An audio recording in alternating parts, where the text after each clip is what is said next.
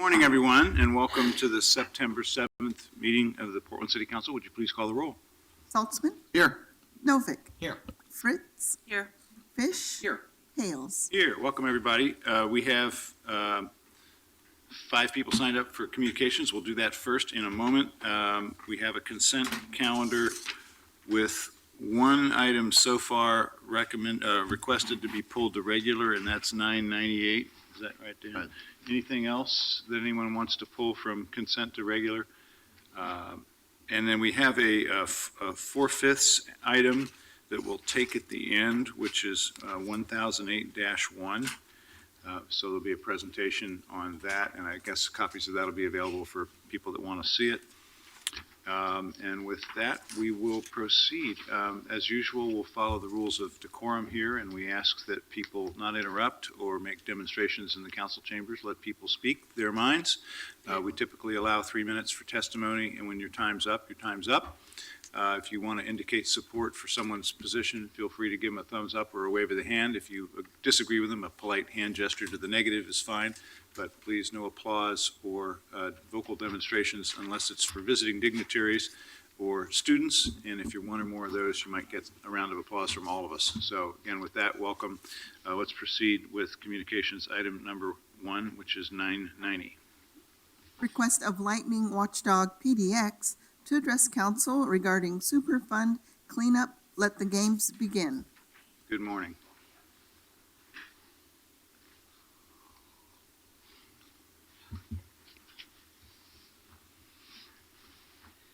Yes, my name is Lightning. I represent Lightning Watchdog PDX. Just one subject real fast, again, on the foreclosure of homes.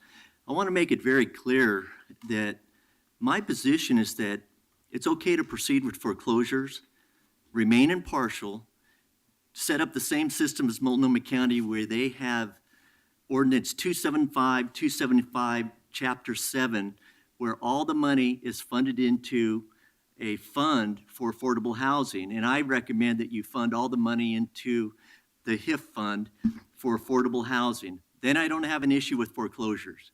Remain impartial, don't negotiate with nonprofits, and get the highest market value for those properties and leave it at that. Now, pertaining to the Superfund, my position is I do agree with the EPA at this time to proceed forward in the direction they're going. One of the issues I have is that I've had a problem on why this hasn't been done for many years in the past as far as on dredging. In my opinion, the dredging issue should have been within a bureau here, that you should have a dredging bureau, have the equipment, have the funding go into this bureau, and maintain the river such as you would maintain the roads or a highway.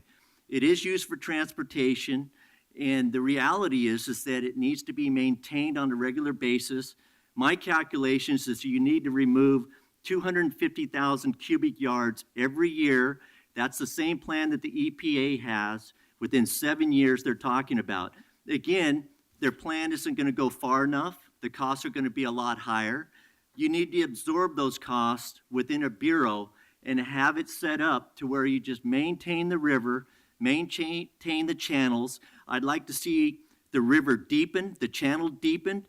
I still want to see that looked at very close. I want to see all the marinas up and along, all the way up to the Columbia River, also dredged for recreational purposes.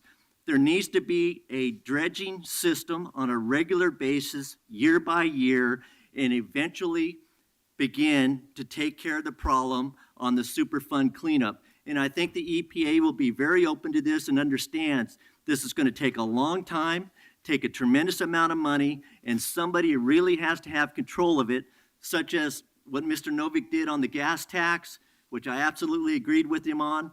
And I think it needs to be looked at very close on having it set up like that to really control the overall costs and to get the job done right. It's a consistent maintenance of the river. It has to be done over many, many years. Thank you. Thank you. Thanks very much. Okay, item 991, please. Request of Shedrick J. Wilkins to address council regarding Springwater Sweeps and Terminal 1. Yeah, I'm Shedrick J. Wilkins. The Northwest Examiner did a very good article about Terminal 1. there's copies of it out here, in which the mayor-elect Ted Wheeler supports Terminal 1. You know, he applauds Homer Williams' development. Also, I read that Deborah Kafori and Homer Williams have taken a trip to the San Antonio, Texas center, what are you going to call it, where they deal with homeless people in Texas. I didn't know that either, and it makes me feel good because I actually have given money to Ted Wheeler's campaign. Yeah, I give $50 to a millionaire.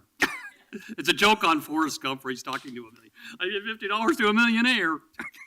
I guess his father made paper plates. He got into paper plates instead of making lumber for houses. He got into paper plates, and that's kind of funny. Ted's fun. Actually, I met Ted Wheeler at the Chinatown Neighborhood Association. He came up to talk to me, sat next to me. It's like, I didn't know this guy was the head of Multnomah County. Anyway, he would try to. Another thing, there's an interesting dynamic. There's a tremendous problem at the bus station. I belong to the Chinatown Neighborhood Association on and off. The Chinatown Neighborhood Association need Terminal 1 because they intend to do sweeps, and they will not allow homeless people at the bus station to ask construction workers for money. There's also a notice of public on September 22nd. I worked that day, but I may go to the end of it. They're going to start construction on it. There's a hearing notice on the 22nd of September. They will not tolerate it. They will not, and also when the Multnomah County Health Center is built, Ted Wheeler was there that day 3 years ago to talk about that. They will not allow people they want it to look like a Swiss village, where you see the train station. There won't be any people camping around the bus station because the homeless people use the bathroom. Even I have. And you get chased out if you don't have a ticket. Trust me. I mean, it's really bad. They use the bathroom there at the Bud Clark Commons. And so I think Terminal 1 is necessary. That area will look like a Swiss village, and the Chinatown Neighborhood Association will make it that way, and I may even help them. Because it's just, it doesn't look good. It doesn't look good for Portland. And the Bud Clark Commons should only handle people here that are come here from another state with a job skill. They don't get a job, and we need to get them back to where they came from. That's not an area to have homeless people hanging around begging for money. They should do it at Terminal 1. Thank you. Okay, let's take 992, please. Request of David Keefe Davis to address council regarding war on cop watchers. Morning.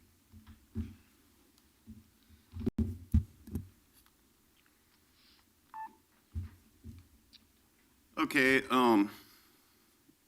my name is David Keefe Davis.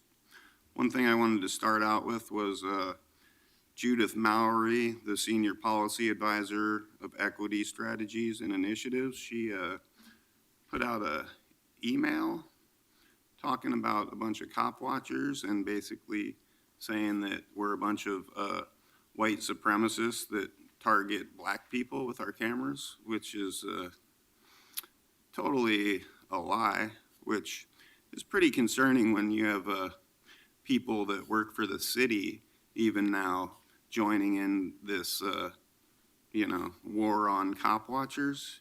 Your out-of-town buddy, Greg Moss, came here, not this summer, but last summer, during the Rose Parade and smashed my camera.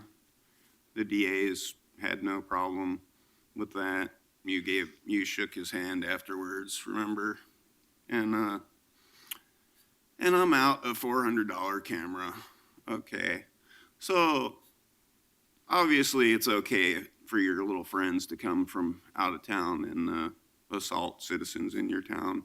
And I'm also facing a bunch of criminal trials simply for filming the police. I mean, Amanda Fritz, you were there. You saw me get arrested 2 of those times, right? One was here in City Hall during the arrest of Barry Joe Stahl when he was having his health crisis. And then, I got arrested over at the Portland City building for talking about how one of the COAB members called me a white supremacist. Even though I'm Jewish and, I'll never be accepted into the white supremacist gang, no matter how white I look. I am not white. And I actually have some black people in my family too. So, you know, the reality is you guys are scared of cameras, and the cops, which you're the police commissioner, right? So you have no problem with cop watchers getting their cameras smashed by your friends that come from out of town. And you also have no problem with falsifying charges against them.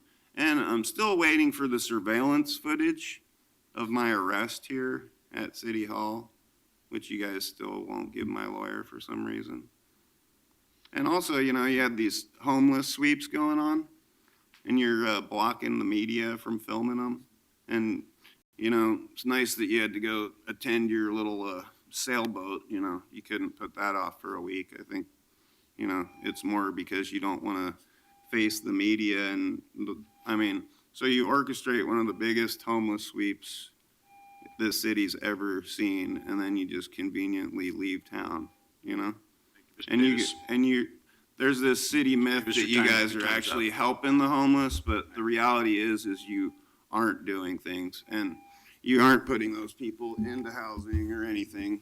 You're just moving them along and just playing your same little games that you always play. Thank you.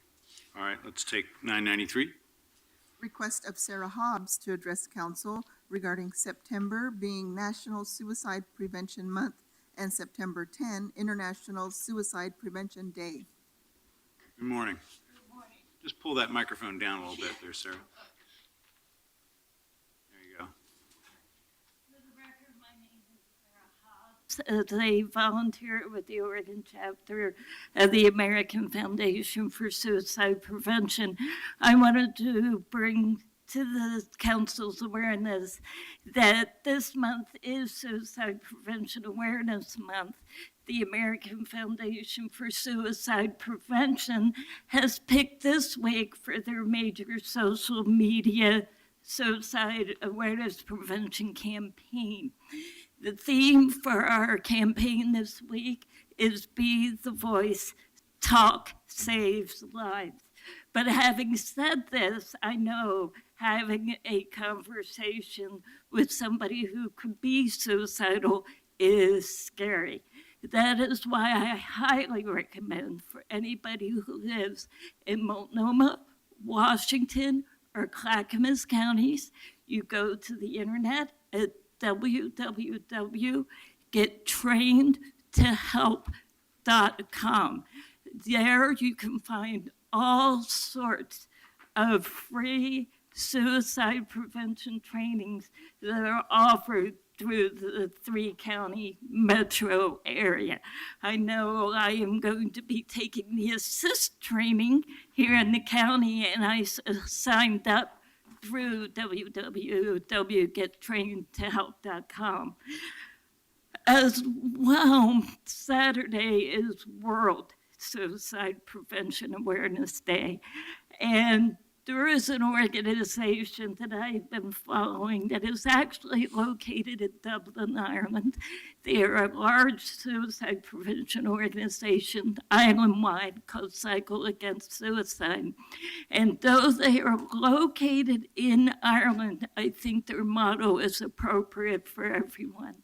And that is, it is okay not to feel okay, but it is absolutely okay to ask for help.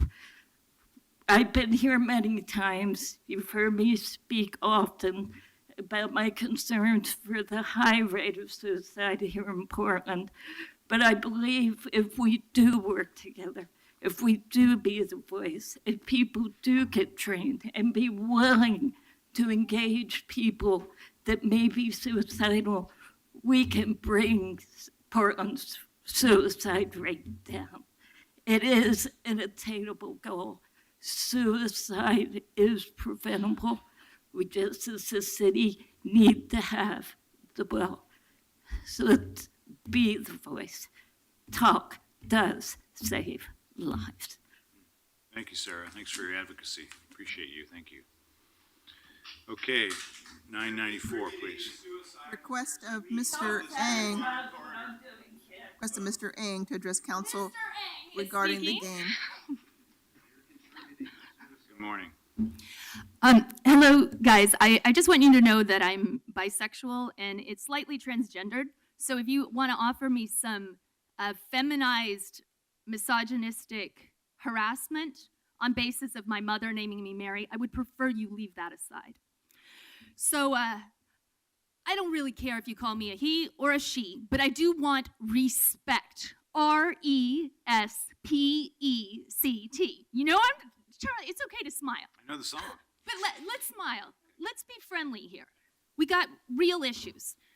Mark Kruger, with his swastika collection, is up there with a sound recording of Deutschland über alles in courtroom 512 in the Multnomah County Courthouse. Fabulous young attorney Joseph Westover is trying to deal with Judge Rita Cobb, I think's delimitations on denazifying the Nazis so as not to prejudice the jury.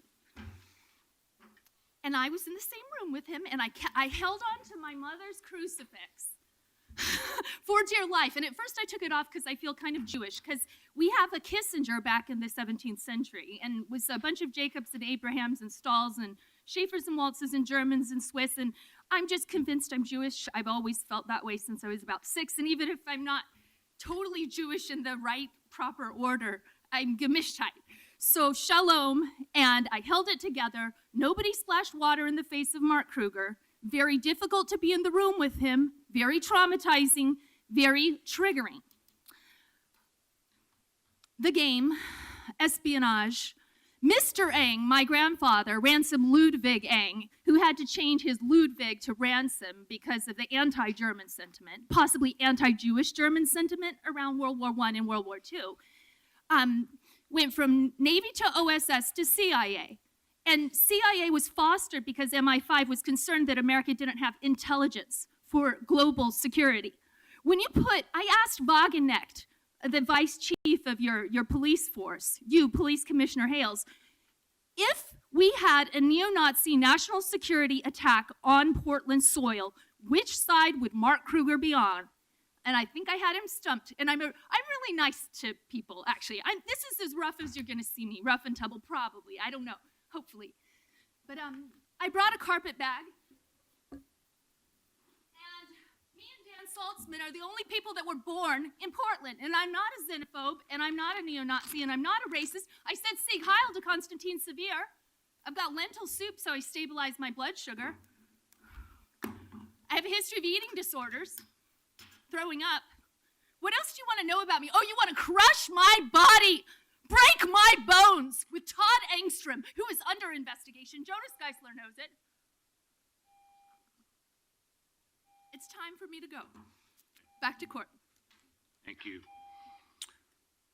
Okay, let's move on to time certain item number 990. Oh, let's do, consent counter. Consent counter. We have one item pulled and no others, so let's take a vote, please, on the balance of the consent calendar. Which one is pulled? Oh, sorry, you weren't here. 998. 998 is pulled to regular. Okay. Saltzman, Aye. Novick, Aye. Fritz. Aye. Fish, Aye. Hales. Aye. Okay, 995, please. Did you want those read together, Commissioner? Oh, you want those read together, Steve? Yes. Okay. 995, accept a grant in the amount of $5,267,000 from the Oregon Department of Transportation and authorize an intergovernmental agreement for the East Portland Access to Employment and Education Project. And 996, authorize grant application to People for Bikes up to $800,000 for outreach and education associated with transportation infrastructure projects. Commissioner Novick. Colleagues, technically what we're doing today is accepting money that was actually approved by Metro Council in November 2013 as part of the 2016-18 Regional Flexible Funds allocation. That's a window into the complexity of transportation project funding. But What we're also seeing today is the culmination, or at least a major step, of a lot of hard work by a lot of people, particularly East Portland transportation advocates. So I'd like to take this opportunity to thank the East Portland Action Plan, EPNO's Land Use and Transportation Committee, everyone that worked to develop the 5-year East Portland in Motion 5-year implementation strategy for active transportation. And this grant will enable us to fulfill a lot of the promise of East Portland in Motion. East Portland businesses and neighborhood associations provided additional advocacy, representatives from David Douglas and Park Rose school districts who helped identify priorities for safely walking and biking to school, and thank PBOT, ODOT, and TriMet for figuring out how to best use limited resources to quickly implement the right improvements in East Portland with this grant. This project will include the following improvements, all of which originate from the East Portland in Motion implementation strategy: sidewalk and curb ramp infill and new bike lanes in Southeast Cherry Blossom Drive / 102nd Avenue / 103rd Avenue between Washington Street and Market Street. Sidewalk and curb ramp infill and new bike lanes in Southeast Market between 92nd and 130th Avenue, also known as part of the 4M Greenway. The Hundreds Neighborhood Greenway extension from Northeast Klickitat Street to Southeast Bush Street. The 150s Neighborhood Greenway from Northeast Halsey Street to Southeast Powell Boulevard. That transit safety, comfort, and access improvements to existing bus stops, including 12 new or enhanced pedestrian bicycle crossings, including rapid flash beacons and pedestrian and hybrid signals on arterial streets, including Northeast Halsey, Northeast Gleason, Southeast Stark, Southeast Division, Southeast 122nd, and Southeast Powell Boulevard. These improvements will provide safer, more convenient access to employment destinations, including the Halsey, Weidler, Gateway, Division Midway, and Rosewood business districts, as well as 5 elementary schools, 2 middle schools, 1 high school, and 8 parks. And for further elucidation, I will turn this over to Stephen Sigathy and Timur Ender of my office, who have some more details to share on this project and this grant. And good morning to the rest of the commission, the council. I'm Steve Sigathy, Capital Project Manager at PBOT. The commissioner covered a lot of it. We're here with a federal grant, $5,267,000, previously approved by Metro Council, and also approving the IGA with ODOT to proceed on this project. Some of the background the commissioner noted, this project continues building the projects called for in East Portland in Motion, transportation strategy adopted by council in 2012 and crafted with a lot of help from some of the community groups that Commissioner Novick listed.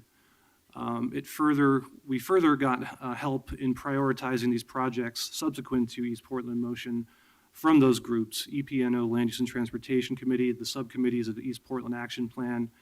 They helped us really prioritize a set of projects to include in this grant, which was then approved by Metro during the last round of the regional flexible funds and is now ready for disbursement through ODOT.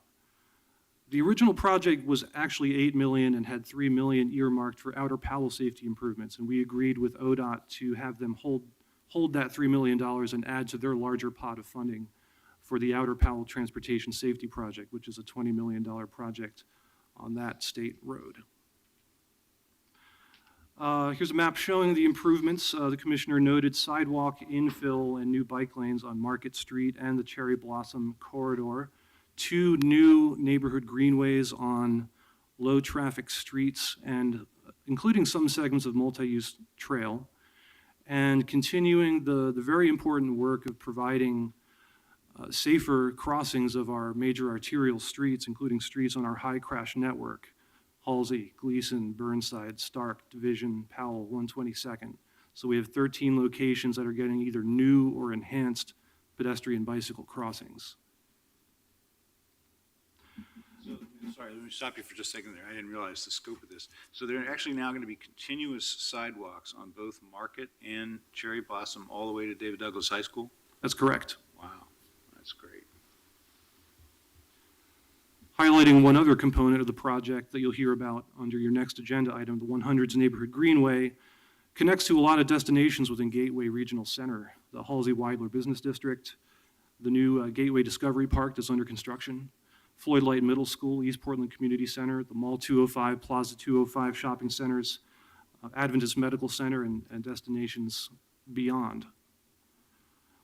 Somewhat unique to these greenway projects within this larger project, we'll have several segments of multi-use pathway that will be completely free of car traffic, in which our charge is to not only look at traffic safety, but also personal safety along these segments. And we'll also be using some of those rare streets that had pre-existing sidewalk. We have several streets within there that will have sidewalk as well as neighborhood greenway shared bike improvements along these neighborhood greenways.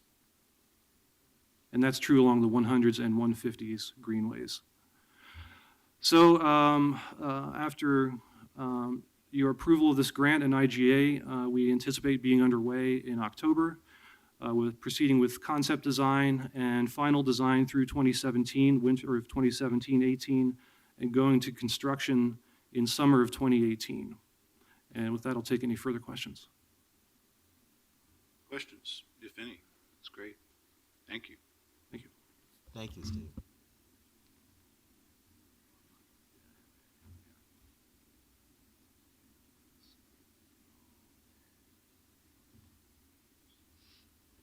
Now we'll proceed to 996, and Timur Ender, my staff, will explain why we thought that 996 is complementary to 995. That's correct. Good morning. My name is Timur Ender, Policy Advisor to Commissioner Novick. This is about Portland's Gateway to Opportunity proposal, and we are applying to a nonprofit called People for Bikes, which is a national nonprofit dedicated to better bicycling infrastructure.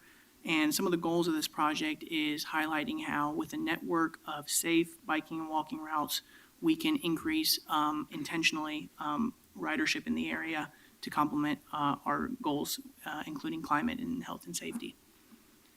The name of the challenge that People for Bikes has put out is called the Big Jump, and basically the goal is to increase ridership, as I mentioned, and the focus is going to be on a distinct geographic area, and we've chosen Gateway in coordination with some of our partners there. And it fits within the population. Our geographic area is a population of 20,000 people. And the goal is by the end of 2019 to triple bike ridership in the Gateway area by implementing safe bicycle infrastructure in that area. And the focus is going to be on access to jobs and transit and schools where people go on a daily basis. So similar to the ladders of opportunity that USDOT has mentioned. There's no local match required for this project. The city would just provide the infrastructure that it was going to do anyway in its normal course of business.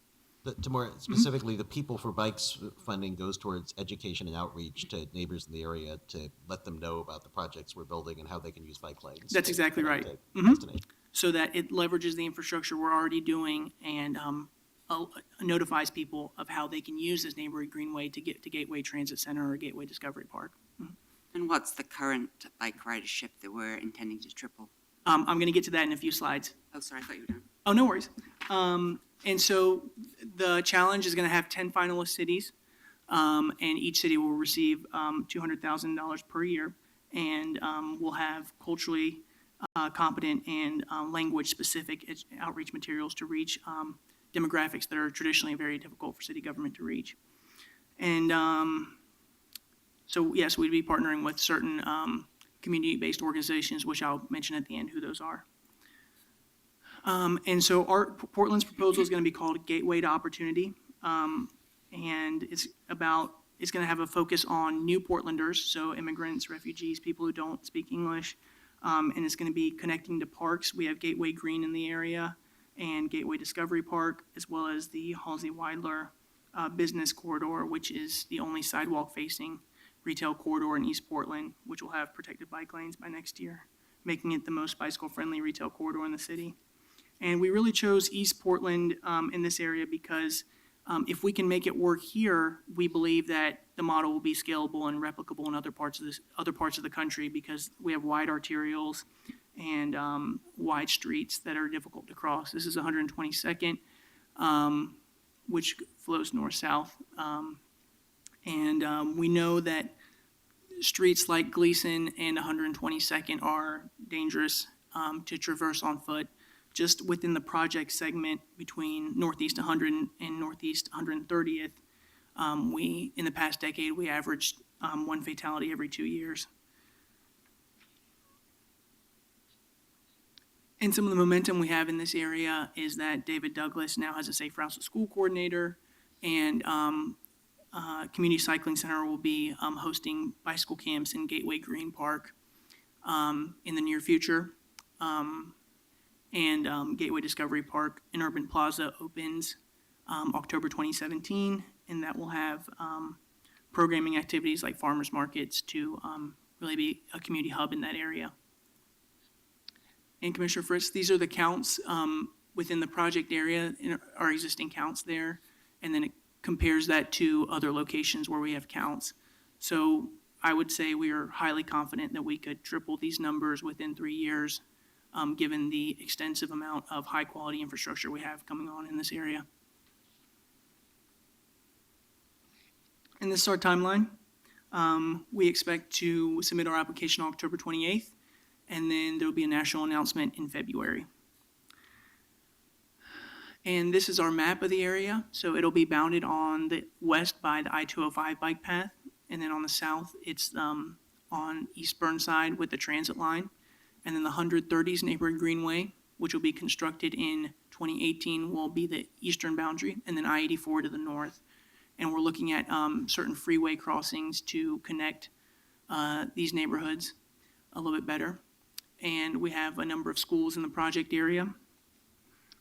And the other thing we're looking at is how to improve our data collection, because we know that unlike other parts of the city, the people who commute in this area by bike are not traveling between 7 and 9 a.m. and 4 to 6 p.m. So we'll be looking at different times to do bicycle counts as well. So I would say this concludes our presentation. We did have a parent from Sacramento Elementary confirmed to testify or submit testimony this morning, but she had a last-minute event. And so I would just want to take a minute to highlight some of the community partners we'll be working with. IRCO, Immigrant Refugee Community Organization, which is in the project area at 102nd and Northeast Gleason.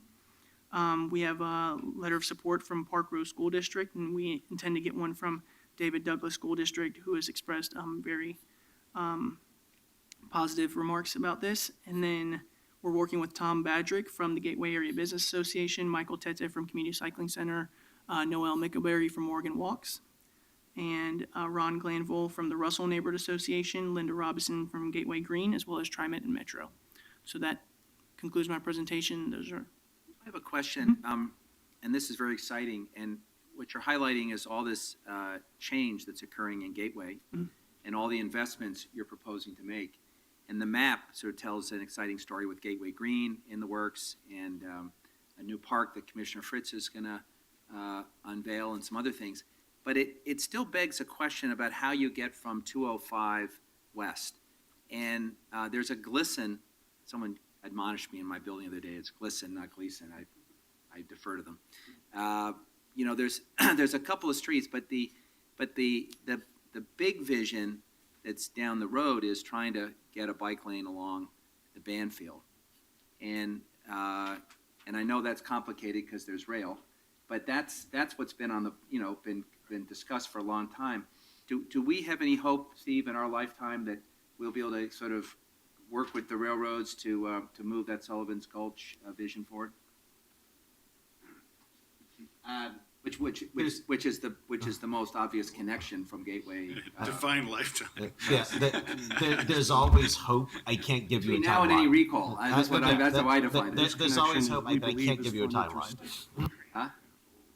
But are those there ongoing discussions with the railroad? Well, argument. Margie, do you want to? Hi, I'm Margie Bradway. I'm the Active Transportation Safety Division Manager. I was nodding my head in that Sullivan's Gulch does remain a priority. The railroads are complex to work with, but the venue in which we're talking about it right now is within the context of the Regional Flex Fund conversation, again, looking into the kind of different ways that we could fund this with partners, and we think the best way right now to move Sullivan Gulch forward is kind of partnership with Portland Metro in a planning project development phase with, and inviting parks as well to the table. So that's what we're currently working on and trying to seek funding for through the Metro process. Yeah, that's great, and I know how complicated that one is. And what I would simply also just observe is that each of us deals with the railroads from time to time separately. Like BES recently had a big project because we had to move some pipes to accommodate a change in the track down where the Banfield splits to I-5. And probably we have more leverage collectively than individually.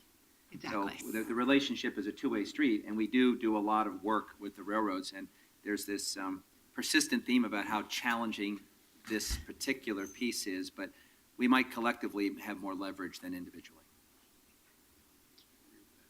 Any other questions? Questions? Thank you both very much. Thank you. We'll see if anyone wants to testify on either of these items. Come on up, please.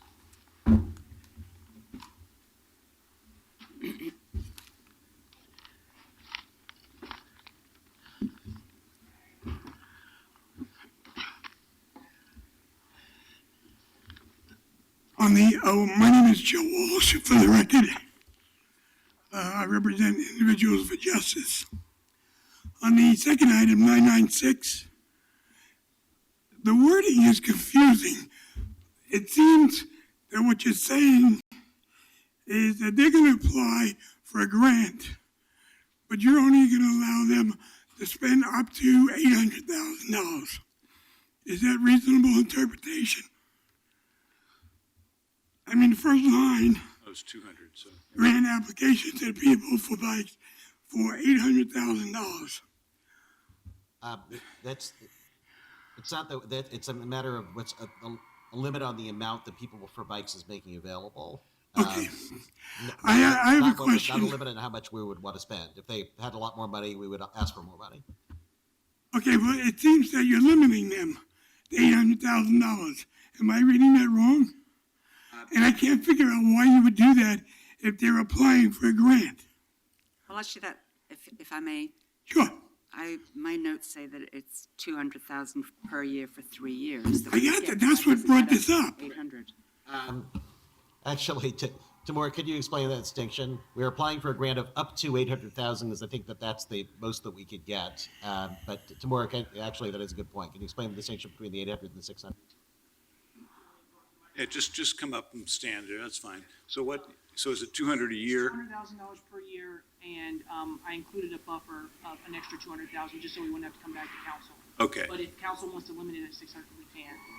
okay. Where would we get the other 200 from? We wouldn't. It would just be 600,000. That's just But- headroom. Yeah, headroom and certain in-kind donations are just kind of factored in. But we expect about 200, just built in, so we wouldn't have to come back to council. Got it. Thank you. So Thank you for raising if you exceed 800,000, you have to come back to the council? Well, that's dumb. I mean, if you support this, why don't you just give them free rein? If they go for a grant and it's $1 million, Tamora, why would that bother you?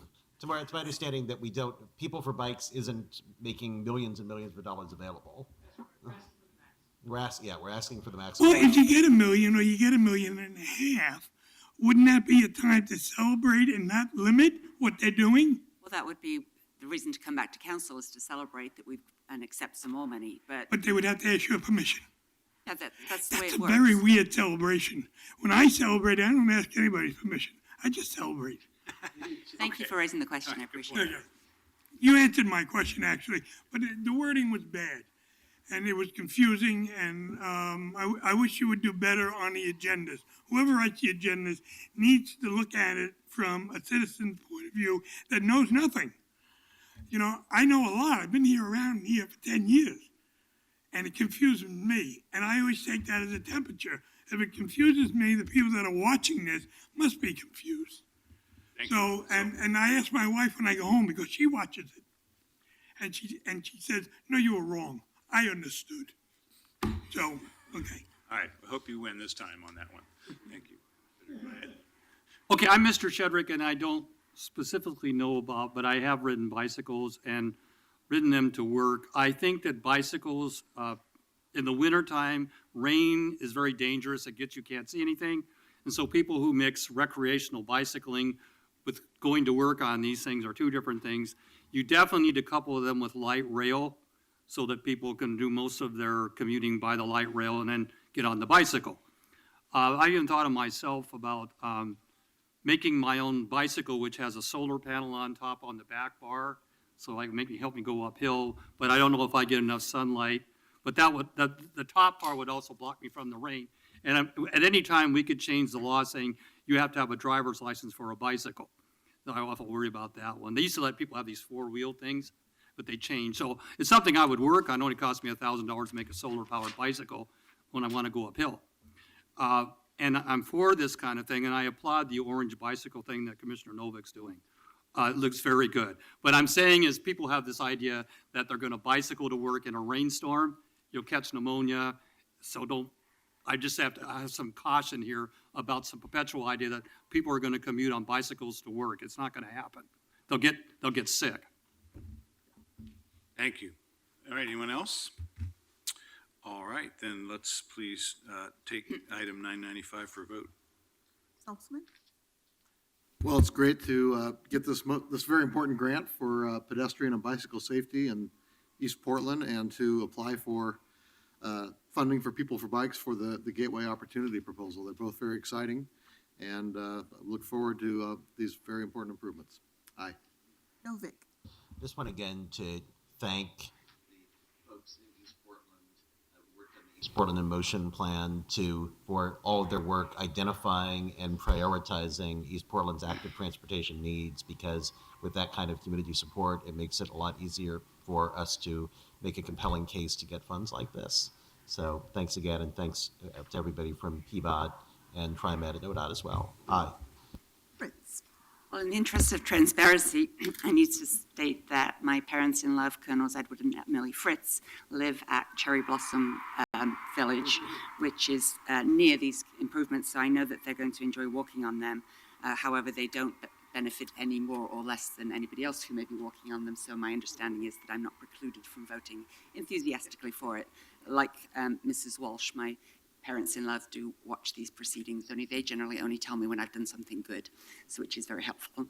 So I will say something good too. Commissioner Novik and Leah Treat and your whole team, I very much appreciate the prioritization of going for this grant, significant grant for East Portland, and the collaboration of the East Portland Action Plan and the East Portland Neighborhood Organization to make sure that we are doing things in lockstep. And I hope we can do more of the studies like the East Portland in Motion, so that every area of the city gets together and prioritizes. Because contrary to what you might think, it's not just everybody saying, do it in my backyard. Neighborhood folks are willing to look at where the highest needs and to advocate for each other. And so I really appreciate that, as well as for the plan to include more communities of color and translation services as part of the grant. Thank you. Aye. Fish, It's a great grant, good process. Thanks for the presentation. Commissioner Novik, to you and PBOT and your community partners, job well done. Aye. Yeah, I knew there was so much support for this, by the way. there's wild applause. You arranged a rally just in case, but This is great work. This really is great work. And to have this much new connectivity in East Portland is the kind of thing that we all want to see more of, and this is actually making it happen. So great stuff. Thank you very much, Commissioner Novik. Aye. Okay, 996 passes to second reading. Let's take regular agenda item S1002, please. 1002, extend the housing emergency declared by ordinance 187371 to address increased homelessness, identify council powers, specify one-year duration, continue efforts to address housing affordability, and waive portions of the zoning code. Okay, I understand there's an interest in adding the emergency clause to this morning. So moved. Is there a second? second? Further discussion? Well, I just have to say that it seemed a bit odd to be declaring an emergency as a non-emergency ordinance, so I'm happy to be able to support it. Okay, that makes sense to me too. All right, roll call please on the amendment. Saltzman, Aye. Novick, Aye. Fritz. And the reason for the emergency is to expedite getting things done as quickly as possible. Aye. Hales. Aye. And then on the, sorry, Just I'll record my vote as aye as well. Should she not call you? I'm Okay. sorry. Okay, I don't know feel we need the neglected. vote, I just want to make sure I'm, I don't know what I did, I'm sorry. No one takes 4 votes. I wasn't pass trying to it. hold this train up, I just, Sorry about that. Okay, let's This is take a the first vote on time you've ever done that, on Carl. the I don't think so, but emergency thank you. ordinance as amended, please. Saltzman, Well, I want to thank Mayor Hills for bringing forward this extension of 1 year, and it's very important as we continue to work on the issues of affordable housing and helping people who are homeless. So I'm a very strong supporter. Aye. Novick, Aye. Fritz. So I was somewhat skeptical of this ordinance because it does state that it's to allow 5 storage units, but in fact, when you look at the emergency chapter, it waives the entire zoning code except for the temporary activities code. So that was not something that I had understood the first time around, and knowing it now, I'm hesitant, partly because the temporary activities section of the zoning code says you can't do any permanent improvements. And so it means that instead of, say, adding a sewer line and a water line for a temporary shelter, you have to do it all with temporary porta potties and portable showers and such. So I appreciate the fact that Mayor Hales, a long time ago, asked the Bureau of Planning to work on improvements to the mass shelter code. I understand that that's going to be the Planning Commission next Tuesday. And I hope that as time goes by, we can have some more conversations about how are we going to spend taxpayers' money wisely, how we're going to protect ratepayers from any suggestion of not paying for homeless services, because that's not allowed. And I know that all the council are very dedicated to doing that, so I appreciate your work, Mayor Hales. Aye. Fish, this is a good compromise. I appreciate the discussion we had as a group of colleagues. I think 1 year makes sense, and I strongly support the 6-month reporting piece. One of the things that I learned in talking to the people in the front lines, like Mark Jolin, is that by extending this to a year, we strengthen the hand of the folks that are looking for shelter sites and looking to enter into contracts. And we've set some big goals in terms of getting people off the street, and it seems reasonable to extend this a year to provide that flexibility and certainty. So that's the basis upon which I support this. And again, I appreciate the compromise that was worked out in a collegial fashion by the council as a whole. Aye. Hales, Well, I appreciate the council's focus on this crisis, because that's what it is. I appreciate the partnerships that we've built with Multnomah County, with a Home for Everyone, with the private sector, with people like the Menashe family coming forward the way they did, with people like the Yimbys in Multnomah Village who started making sack lunches for the women at the Sears shelter. I appreciate people treating this emergency like an emergency, because it is. And it's an emergency in both housing affordability and in homelessness. We're trying a lot of things. Quite a number of them are working. Quite a number of them need to be modified to work better. But we are trying a lot of things. We are investing a lot. We are spending people's money carefully, although we are spending a lot of it. There's no hiding that, to address both the availability of affordable housing and better access to services for people who are experiencing homelessness. I'm proud of this work. I think it's important that we keep this tight focus. A year is a reasonable time to check back in and say, where are we now? Hopefully, we will be in a better place than we are today. We are in a better place today than we were a year ago. So I'm pleased with the progress, and I appreciate the solid support on this council for this work. Aye. Okay, let's take 1003, please. Mayor, did you want to take the pulled item later, 998? Oh, yes, if we're ready to. You ready to do that? We're ready. Okay, let's take 998 then, please. Update procurement code to conform to new state law that delegates broader authority to the city to protect the integrity of its social equity contracting programs. Okay, Commissioner Saltzman, you had a request here? Thank you, Mayor. This meeting's kind of illegal at this point. Please, let's let him speak. As a city, we are committed to promoting economic opportunity for women and people of color and combating the effects of historic discrimination in the contracting industry.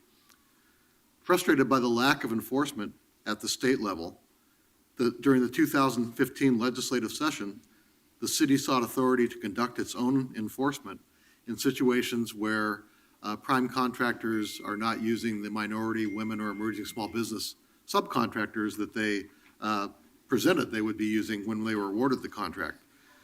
So with the expert guidance of our government relations team and the leadership of Senator Michael Dembro and Representative Lou Frederick, we were successful in changing the law, which gave us the power to protect our own programs from fraud. You guys have shut down the city to the citizens, so this isn't a legal meeting at this point. Okay, you need to let us continue. Open the doors to the citizens? You need to let us continue, sir. Go ahead, Commissioner. Okay. Before us today are the changes to our procurement code that incorporate the state law revisions.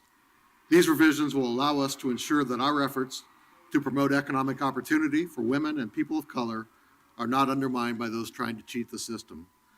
I want to thank the City Ombudsman, Margie Solinger, for investigating this issue. And I'd also like to thank James Posey, a member of the public, who dedicated his time to provide critical testimony to state legislators on this issue, and to Christine Moody of Procurement Services and her staff who brought these code changes to fruition. And we have Celia Heron here, I guess, from Office of Management Finance. Margie, I don't know if you wanted to say anything or, no? Okay. Celia Heron with OMF and Larry Palat with Procurement. We can walk you through the changes, and I'll let Larry take the lead on that. Good morning, I'm Larry Palat from Procurement Services. Christine is on vacation this week, so otherwise you'd get a much better report. The changes are truthfully focused on the thought process of allowing the city, as Commissioner has said, the ability to enforce when we have a contractor who has made changes to their certification, something has happened, they've become decertified for any reason, and or we have a situation where there's in essence a pass-through from non-certified to certified firms for the sole purpose of gaining additional points or gaining dollars. So we now have the capacity to move that forward. The city has aspirational goals for. Sorry, let me interrupt you. Mr. Walsh, you need to have a seat, please. Thank you. Go ahead. This is an illegal meeting. You lock the doors against students. What Sir, the hell is the matter you with need to sit You're down. afraid of your students. No, sir, you need to sit down. Bring the cops in. You got them hidden Sir, in a you room. need to sit down. They have an issue with the Portland Public School District. They're actually at the wrong They building. want to come out But here and talk to you. they're actually at the wrong building, but they're free to have an They exercise want to of talk to you. They democracy. walked at 'em.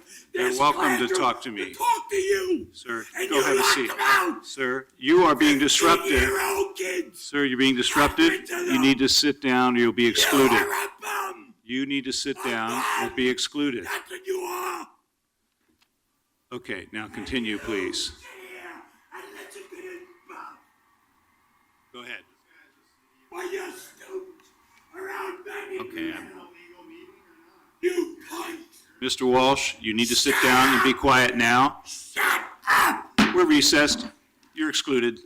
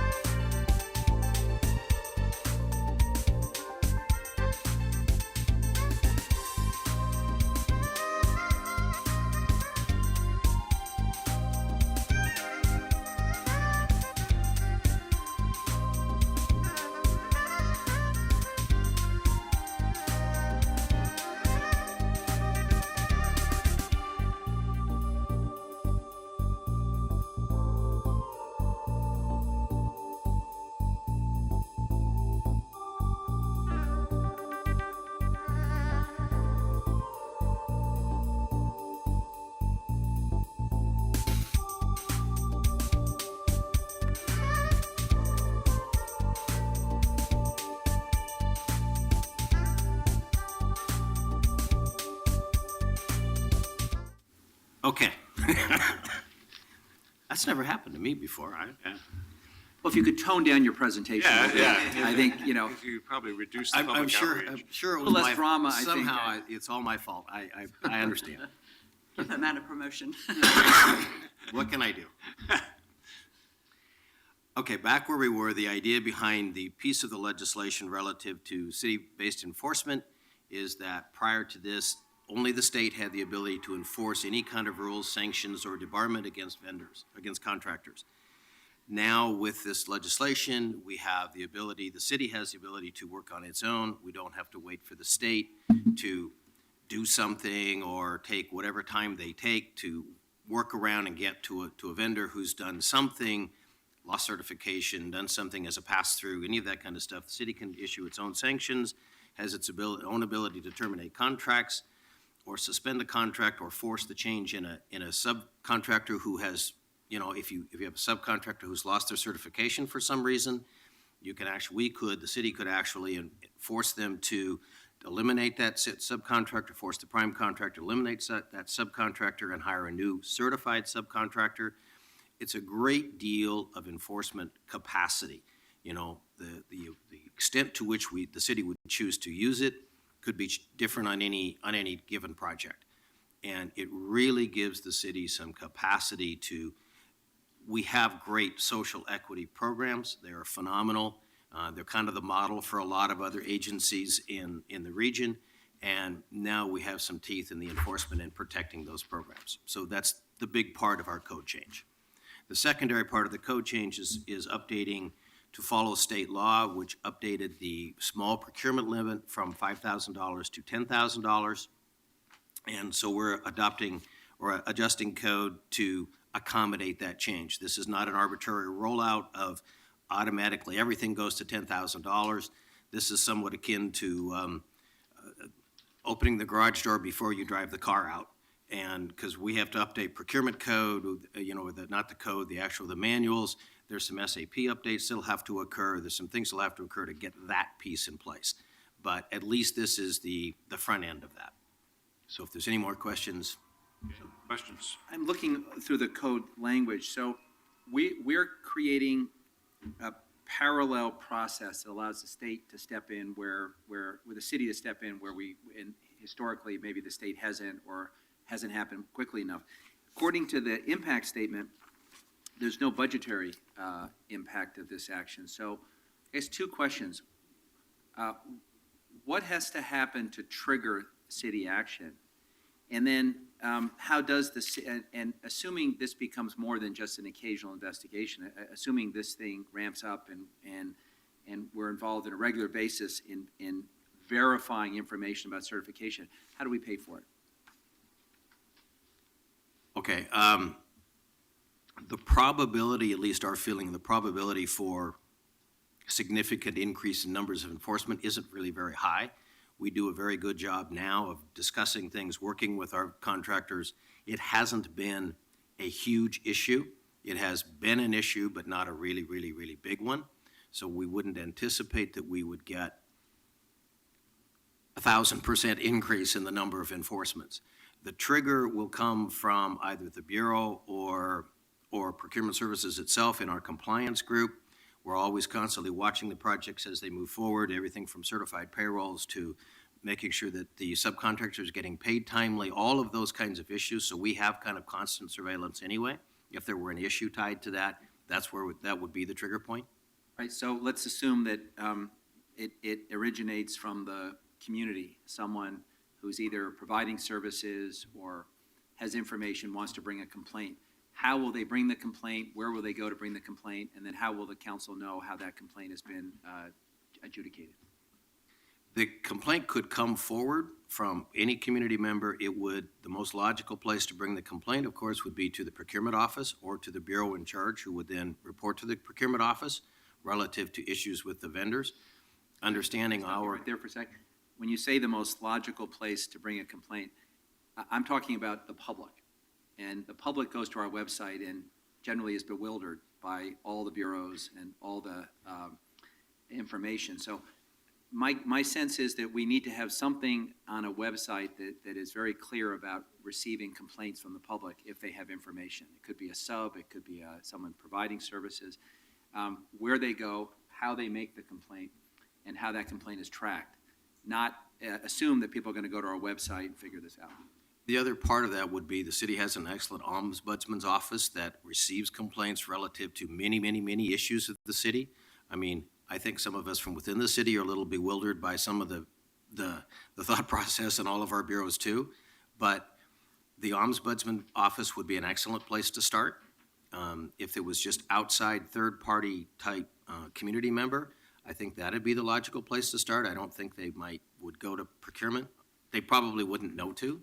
Well, the ombudsperson may or may not want that additional burden. And our experience is she normally gets the complaints that have not gotten attention through the normal channel. So I just think this is something we ought to think about. If we're saying that we're taking on a new enforcement protocol, and we are saying that we're taking this seriously, there ought to be some transparent way that complaints come in and that people can get that information, not have to go to the ombudsman to find out or just call a random bureau.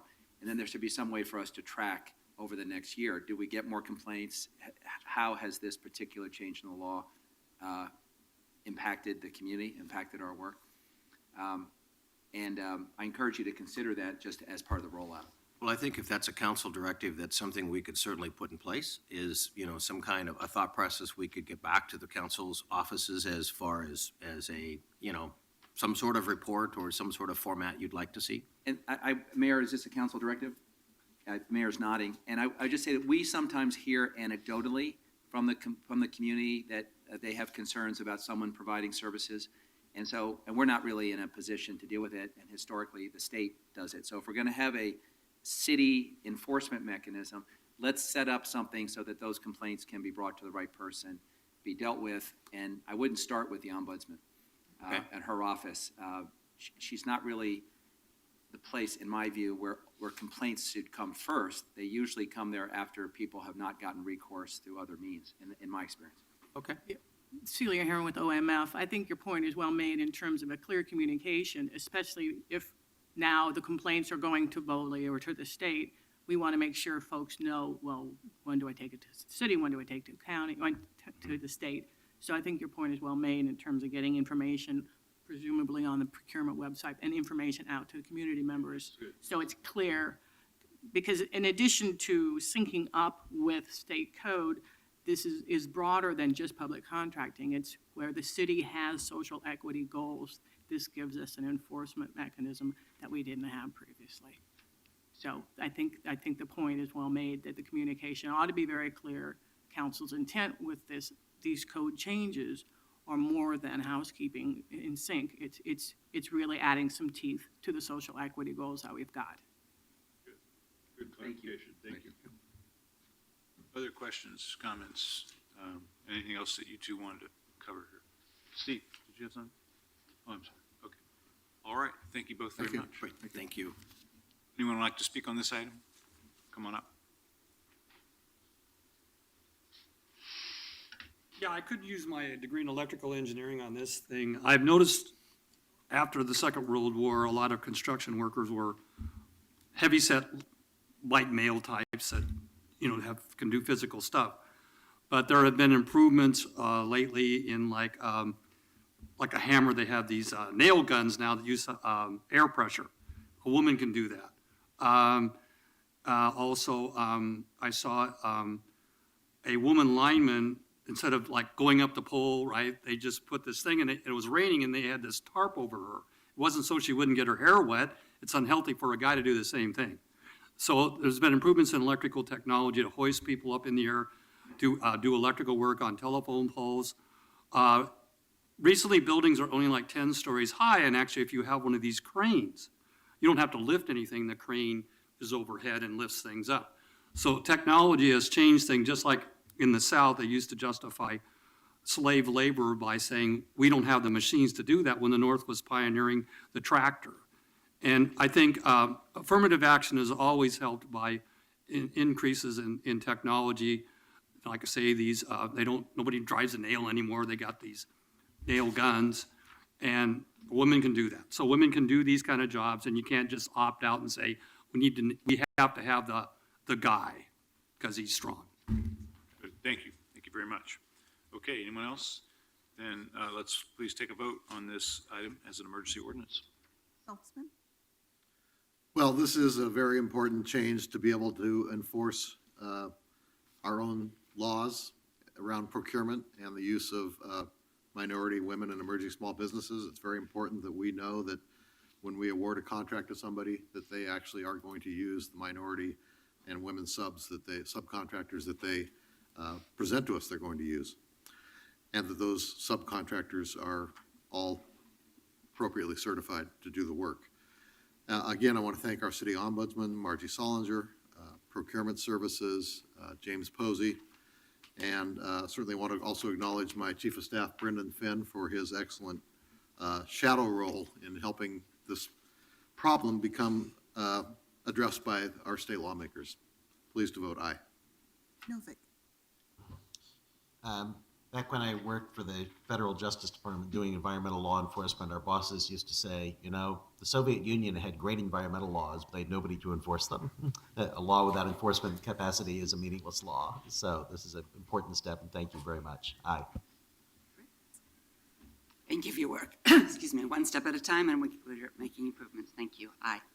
Fish, Yeah, thanks to the auditor and the ombudsman, to Representative Frederick and Senator Dembro, to you, Commissioner, and your staff and your team, and to Christine Moody and the folks that went down and testified or helped the legislature get there. And I'm pleased that as part of this, we're going to also be thinking about ways of streamlining the receipt of complaints from the public. Maybe even have a little icon on the website, and then some way to track that so we can measure our progress. Thank you, Dan, and thanks to everyone for their good work. Aye. Hales, Good work indeed. Thank you. Aye. Okay, let's go back to the regular agenda to item 1003. accept bid of Iron Horse Excavation LLC, doing business as Oxbow Construction, for the cured in place pipe Southeast Sewer Rehabilitation Project for $2,882,314. It might not be a demonstration in favor of this one, so you're just going to be on your own. I'll just have to wing it as best I can. Good morning, Larry Palat from Procurement Services. You have before you the procurement report recommending a contract award to Iron Horse Excavation, DBA Oxbow Construction, for the Southeast Sewer Rehab Project in the amount of $2,882,314. The engineer's estimate on this project was $2,260,000, and the Bureau's confidence level was high. Bids were open on June 28th, 2016. 3 bids were received in response to the solicitation, and Iron Horse Excavation, DBA Oxbow Construction, is the lowest responsive and responsible bidder at $2,882,314, which is unfortunately $622,314, or 27.54% over the engineer's estimate. Excuse me. The Bureau of Environmental Services, Procurement Services identified an aspirational goal for certified DMW ESB subcontractors and suppliers of 20% of the hard construction projects for this cost. There is a total of $1,932,314, or 67% DMW ESB participation on the project, including the prime contractor at 58.2% and the certified subcontractors at 8.8%, apportioned as follows: $1,772,314 to DBE MBE prime contractor, $180,000 to ESB subcontractor. Iron Horse Excavation, DBE Oxbow Construction, is a state-certified DBE contractor, DBE and MBE, and is in compliance with all city requirements for contracting. If the council has any questions regarding the procurement, I can certainly answer those. There is a representative from BES and the vendor here if you'd like to speak to them. Okay, questions, either for procurement or BES? Okay, thank you very much. Anyone want to speak on this item? And if not, is there a motion to accept the report? So moved. Second. Roll call, please. Saltzman, Aye. Novick, Aye. Fritz, Aye. Fish, Aye. Hales. Aye, thank you. Item 1004. expand the authority of the risk manager and designees to serve as agents of the city attorney to investigate and settle tort claims, and clarify the scope of fair and moral claims for which the risk manager is authorized to investigate and settle. Welcome this distinguished panel. Harry has explained to me this interestingly named section of the city code about fair and moral claims. So All right, so here we are. We'll try to be both. Okay, I'll try to do this. I'll try to be quick. These are two relatively housekeeping amendments to the city code provisions relating to the role of the risk manager. The first one is to eliminate what appears to be an unintentional inconsistency between the way we treat employment-related claims and the way we treat ordinary tort claims. When risk management investigates employment-related claims, the code treats them as agents of the city attorney, but there is no corresponding language in the investigation of tort claim materials. And this is proven to be an issue on occasion when we're in litigation. We don't have the same protection for our claim files from discovery that private litigants have with their insurance companies. So we'd like to kind of level the playing field, clear up the inconsistency, and treat risk management as agents of our office, because we work together in a lot of these resolution of all these claims, and we wind up with the litigation if they're unable to resolve them. That's part one. Happy to answer questions about that if you have any. Part two is in its current, so the charter provides that the council has the authority to settle fair and moral claims, which are defined as claims for which the city would be immune under concepts of governmental immunity or claims for loss of or damage to property of city employees incurred in the course of their employment. The code provision that delegates that responsibility to the risk manager is very bare at this point, and the risk manager wanted to clarify that her authority was no more or no less than what's in the charter. And so that's just a purity housekeeping amendment to do that. If you have any questions about that, happy to answer them. Mayor, I guess I have a fundamental question, if I could take a moment. Sure. And I had a chance to talk to some of our distinguished guests this morning about this. The matter before us is pretty straightforward, and it is, as I understand it, designed to clarify the relationship between the city attorney's office and risk management. And I know, as each of you know, colleagues, that risk management reviews lots of claims that come in that relate to our bureaus. They do a very thorough and professional job evaluating those claims, and they often settle those claims before they bubble up. Sometimes they don't settle the claims, a lawsuit is filed, and then it gets more complicated. One of the ongoing challenges in our form of government is trying to be clear about who is the client in any matter that comes up. And I've actually gotten in the habit, since I'm the client, or I thought I was the client in some matters, of just regularly asking that question in meetings, who's the client? And sometimes those meetings last longer than I would have thought, because there's a disagreement about who is actually the client. So here's the issue I want to flag. Recently, we had a discussion with risk management about a claim that involved both PBOT and the Bureau of Environmental Services. And I won't go into all the details, but like a lot of these kinds of claims where a homeowner or property owner is bringing a claim against the city relating to some claim that the sewer system backed up or during a storm wasn't working properly, whatever. The facts are complicated, and there's lots of different players at the city. There are people in different bureaus answering the phone, being dispatched, doing the work, doing the follow-up, and then and woven throughout the tort claim and the lawsuit are different allegations involving different people. So the concern that I have is that it's my view that the Bureau should be involved upstream with risk management in doing some of this evaluation for a couple of reasons. The first is sometimes the claims, including the tort claim notices, allege things which bureaus may want to address sooner rather than later. That is, a claim of some practice or event that's separate and apart from whether the lawsuit or the legal claim has merit. There may be an interest for the Bureau to say, well, that's not our policy, so let's fix that. There are also sometimes allegations that are just so wacky that you want to kind of get your arms around them and make sure it's an anomaly and not a pattern in practice, and on and on and on. Plus, we are all responsible for putting money into the kitty that is then drawn down to settle these claims. So while risk management is delegated to do this, they're settling these cases based on money that we've all been asked to put into a pot to be set aside for these self-insured claims.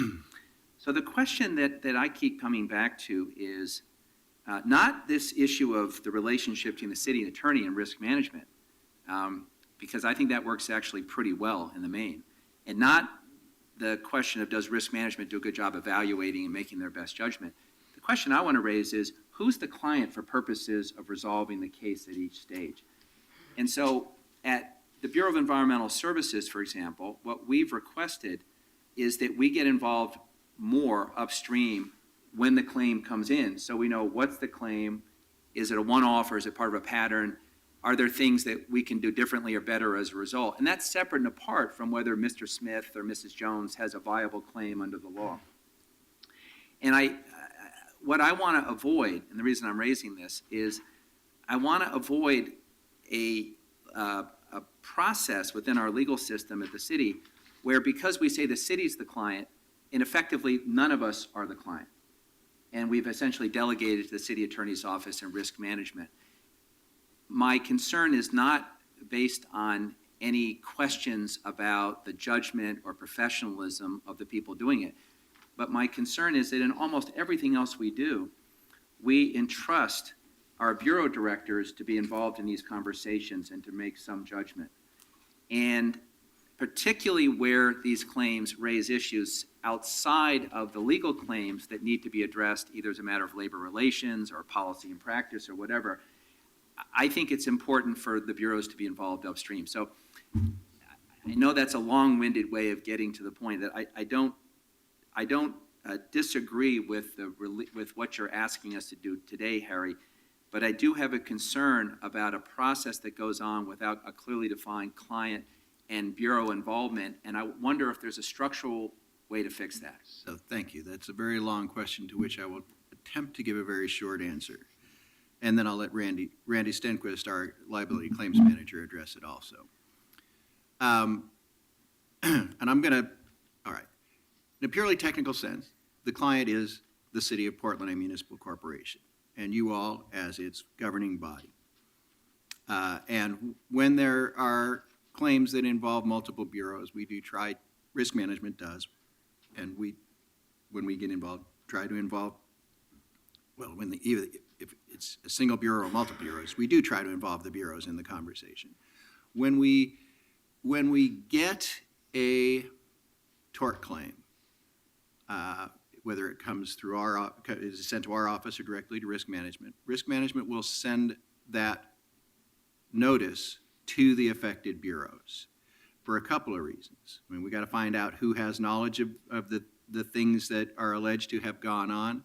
Got to find out who has records, so we have to preserve all the records that we have that are related to whatever's going on.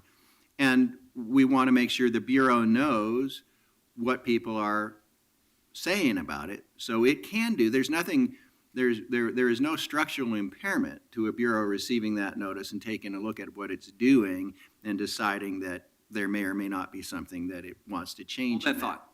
That is, just so we're clear, that's a notice provision that also is part of the investigatory Right. process. But it still doesn't get to the question of who's the client and who is involved in the decision-making process. Correct. So, well, now you were asking me two different questions involved in that. One is, how do the bureaus get involved in knowing what the allegations are and whether there are things they can do about it? They get the notices, so there's nothing that stops them from doing that. Risk management does try to work, and Randy can explain more about how they do that, but they do try to work with the bureaus in evaluating the claims and in deciding whether or not, and if so, on what terms to settle them. And then risk management is charged with the responsibility of allocating responsibility among bureaus if we have multi-bureau events.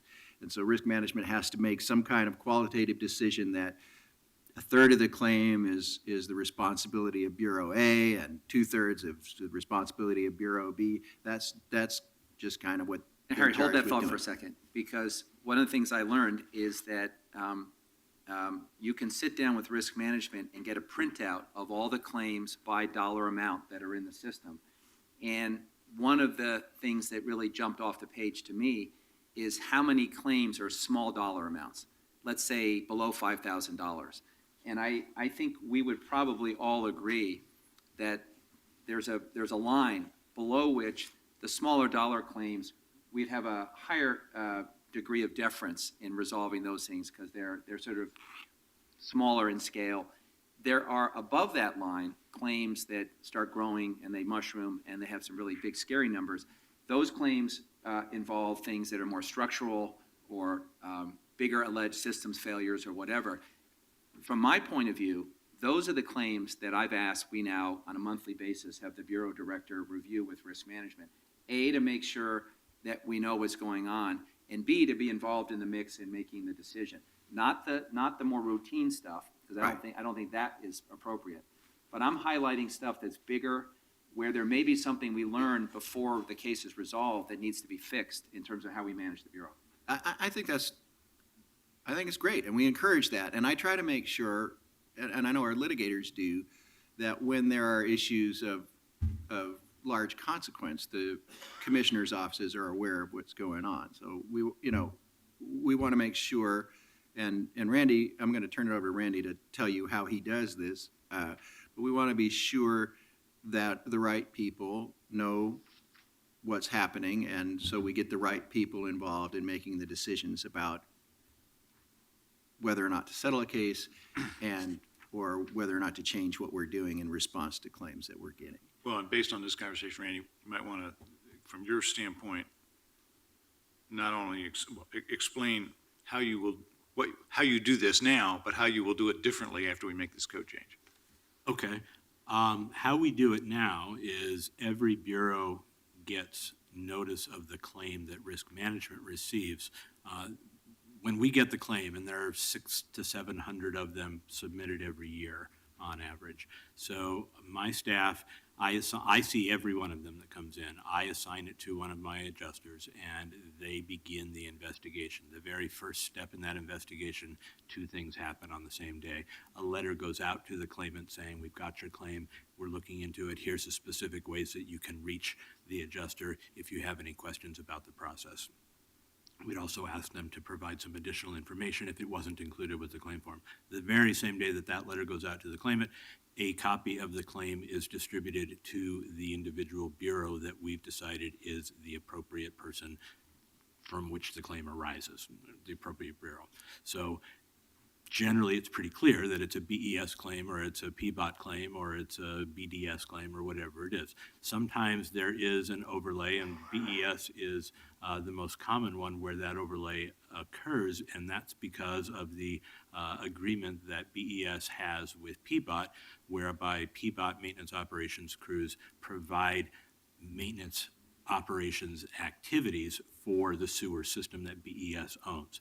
BES has instructed us from a very long time ago that every sewer-related claim they want to have charged to BES, assigned to BES, if you will, from the get-go, so they're aware of what's coming in.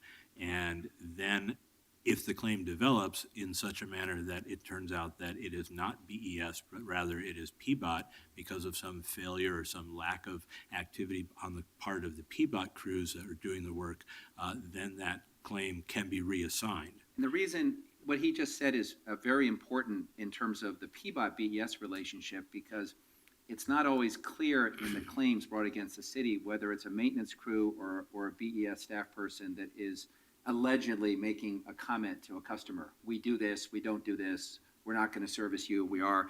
And so it isn't always within, just under our roof, trying to do fact-finding, so we do it with PBOT. And A recent example that triggered this for me was when there was a news story about an aggrieved person who brought a claim. A letter that we got from that person, lots of messy facts that were hard to figure out, because in fact, some of it attributed to maintenance, some to BES. But the case had already been investigated, determined not to be ripe for settlement, and now had a lawsuit pending. And my takeaway from that one was, on those kinds of claims, we're going to work with risk management to ensure that that comes to the director early on, because it was a big, complicated mess. Whether there's legal risk or not, it's a separate issue. But it was so complicated and the claims were big enough that I want my director actually having the conversation with risk at the settlement phase, at the evaluation phase, and then thereafter if it's not resolved, in part because I want to make sure we get a head start on fixing anything that is alleged in the lawsuit that's separate and apart from whether we actually settle the lawsuit. And I guess it goes back to this question, who's the client?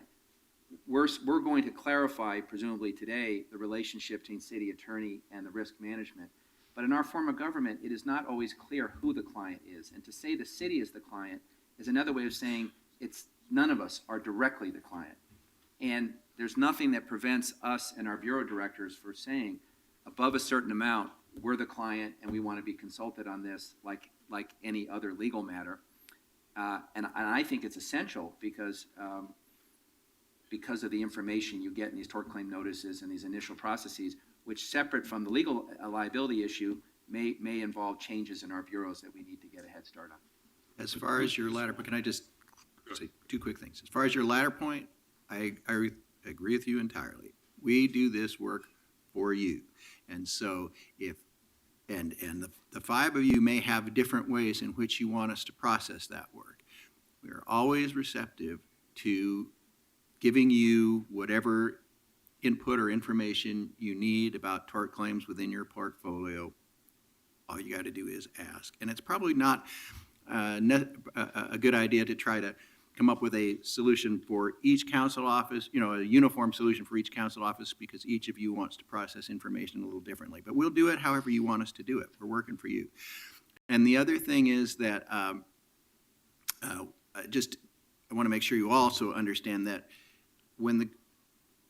about 90% of these claims are resolved without litigation, a little over 90% historically.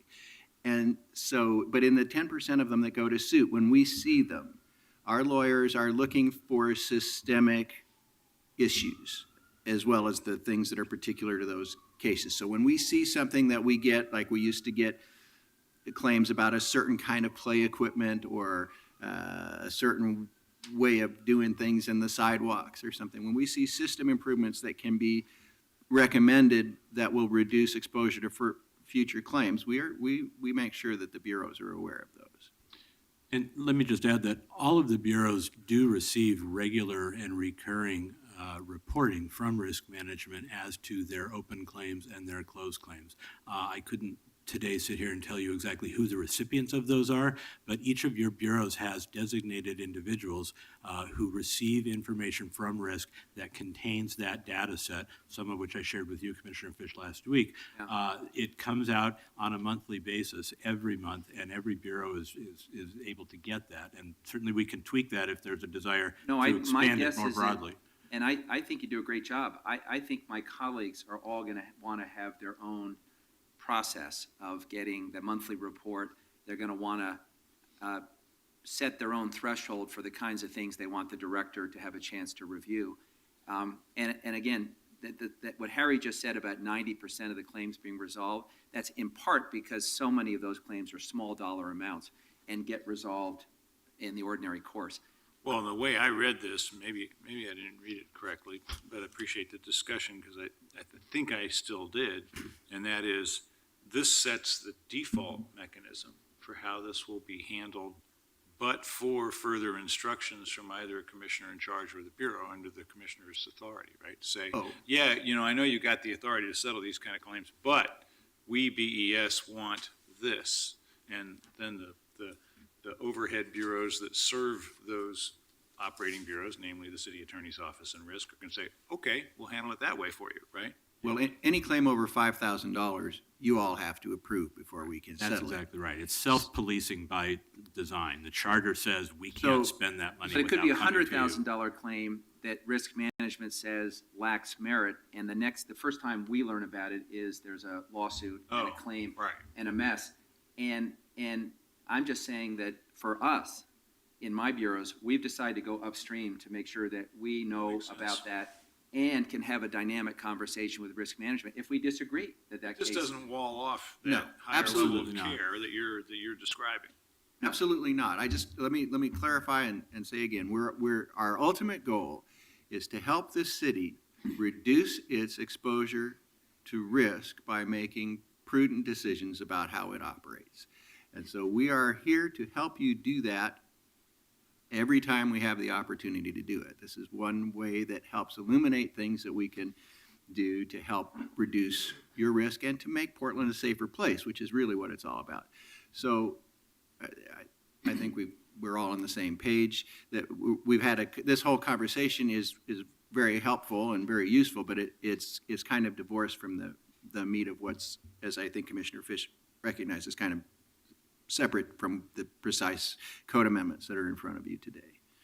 I'm going to support the code amendments, but I mentioned to a number of you that I was going to use this opportunity to flag the issue because it did seem to me to be another example where there was ambiguity about who the client was and at what point the client was involved in the decision-making process.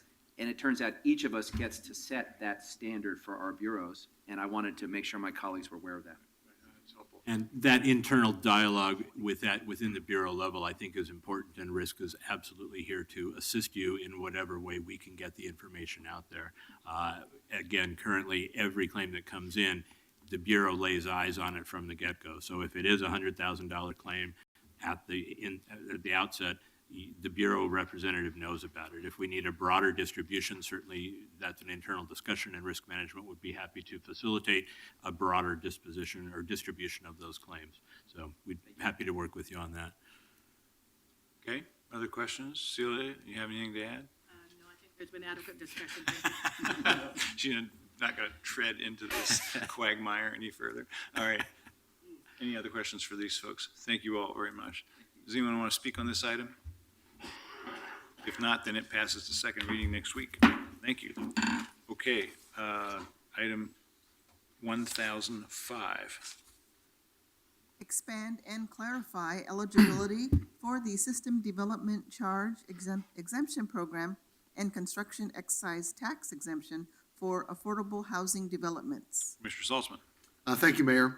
The Portland Housing Bureau administers the System Development Charge, or SDC, exemption program and the Affordable Housing Construction Excise Tax exemptions in coordination with other city bureaus to promote the construction of affordable housing by offsetting some of the cost of new development to advance the city's affordable housing economic and equity goals.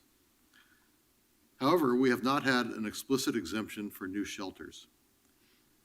These additions in this ordinance to the SDC and Construction Excise Tax Exemption Program clarify that mass shelters are an allowable housing type to receive exemptions.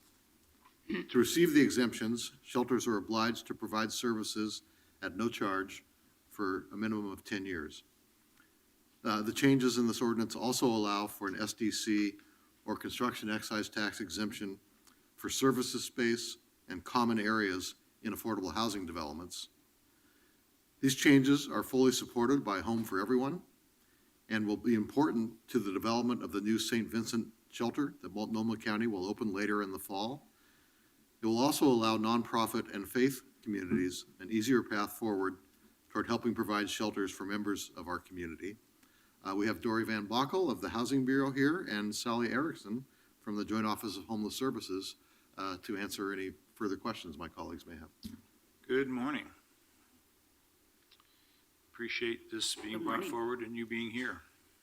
So this will go into effect, it's an emergency ordinance, it'll go into effect immediately, right? Yes. So it will therefore be accessible to those projects.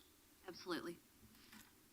Other questions for Dory or our new joint office employee? Hope that's going well. I'll just make a few comments. Please, Sally, go ahead. I'm Sally Erickson. I'm a program manager with A Home for Everyone and the new Joint Office of Homeless Services. A Home for Everyone is very supportive of this proposal. As you know, we're implementing an ambitious goal to open up an additional 650 spaces, safety off the street and emergency shelter spaces this year, and the proposed changes would make that goal much easier to achieve. We've had organizations interested in opening shelters at your request. You've asked small organizations and faith organizations to come forward, and they have. But system development charges were a barrier, particularly for smaller scale programs. The Joint Office of Homeless Services worked closely with Dory and the Portland Housing Bureau staff on proposed language, and it's consistent with our community's investment priorities. So we look forward to working with the Housing Bureau in the future and to these changes. Great. Thank you. Questions for either Dory or Sally? Thank you both very much.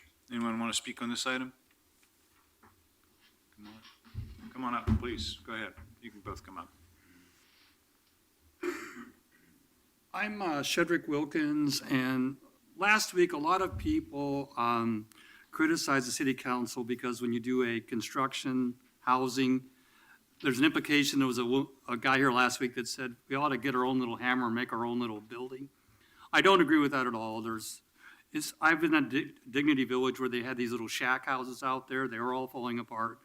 I don't like to hear people accuse city council of not letting us build our own housing or something. Dignity Village should have stayed as a tent community. I was out there, a lot of them were making drugs like meth out of Dignity Village, and they were using their little shack as a way to hide their doing that. It only takes a little propane stove or something like to cook up meth. Actually, I didn't get into Dignity Village, but the year later, the person who led Dignity Village, they tore his shack down for meth. I'm saying is that if you're going to build a house or a building, you need to make sure that it's safe, that it's contractors, and it's not like we can all build our own stuff. And I resent people claiming that you're only in office because you're getting money from contractors. That should stop. Thank you. Welcome. I'm Linda Jody Vlamick, and I run Community of Hope, which is one of the small faith-based organizations. I'd just like to thank Commissioner Sahlstrom for getting our SDC fees waived. It makes a tremendous difference in our ability to afford the renovations that we're doing to be able to serve families. I'd just like to say that we are trying to serve the community in the city in doing this, but we don't have a lot of money. We are run entirely by donations. And so my hope is that you can help people like Community of Hope to help you provide those services without charging us those fees. And again, thank you, Commissioner. That's the idea. We appreciate your effort and want to support it, so thank you. Thank you. Yes, my name is Lightning. I represent Lightning Watchdog PDX. Again, I've always wanted to see more incentives to the development community and having these certain fees waived. So of course I'm absolutely in agreement on this. Now when we're talking mass shelters such as Terminal 1 in Wapato, I want to point over to Commissioner Novick and say that what I want to start seeing in the future, especially from Commissioner Novick's position, is an understanding that these mass shelters, if we say put 100 people into one of these mass shelters and we have an additional 400 beds, that also is a benefit to the Bureau of Emergency Management. And that's why I want you to keep focusing on this, is that when we're talking Terminal 1 at 500 to 1,000 capacity, if they put 250 people in there and we have an extra 600 beds, that's very beneficial for you. If we open up Wapato and only put 100 people in there and have an additional 400 beds, that's very beneficial to you in the event we do have a natural disaster that we need to relocate people. And I want you to start really focusing on this to understand the importance of these developments taking place. and maybe even focus on getting some type of federal funding for these developments to work together as a mass shelter for the homeless and also in the event of a serious disaster. And that's why I want a little more emphasis maybe on your side. And I did call you a rookie in the past, and you're not a rookie anymore. You got the gas tax passed. You're not a rookie. And I didn't mean to show you disrespect.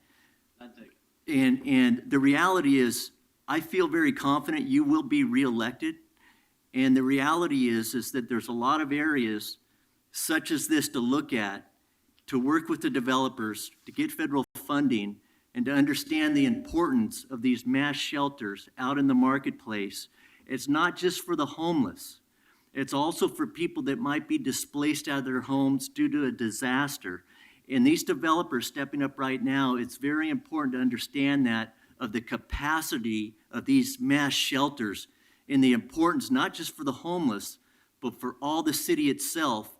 And this is a new direction we're seeing now, and I think it's the most important direction to look at in working from your position and working from housing to make sure these projects do go forward and understand it's just not about the homeless. It's about having that additional space in the event we have a true emergency out there to truly locate them into these facilities. And I think that's a very important issue at this time. Thank you. Thank you. Mayor, I have a question of the sponsor. Okay. In the testimony, an issue came up that I guess I hadn't really flagged, and since Terminal 1, let's take Terminal 1 North.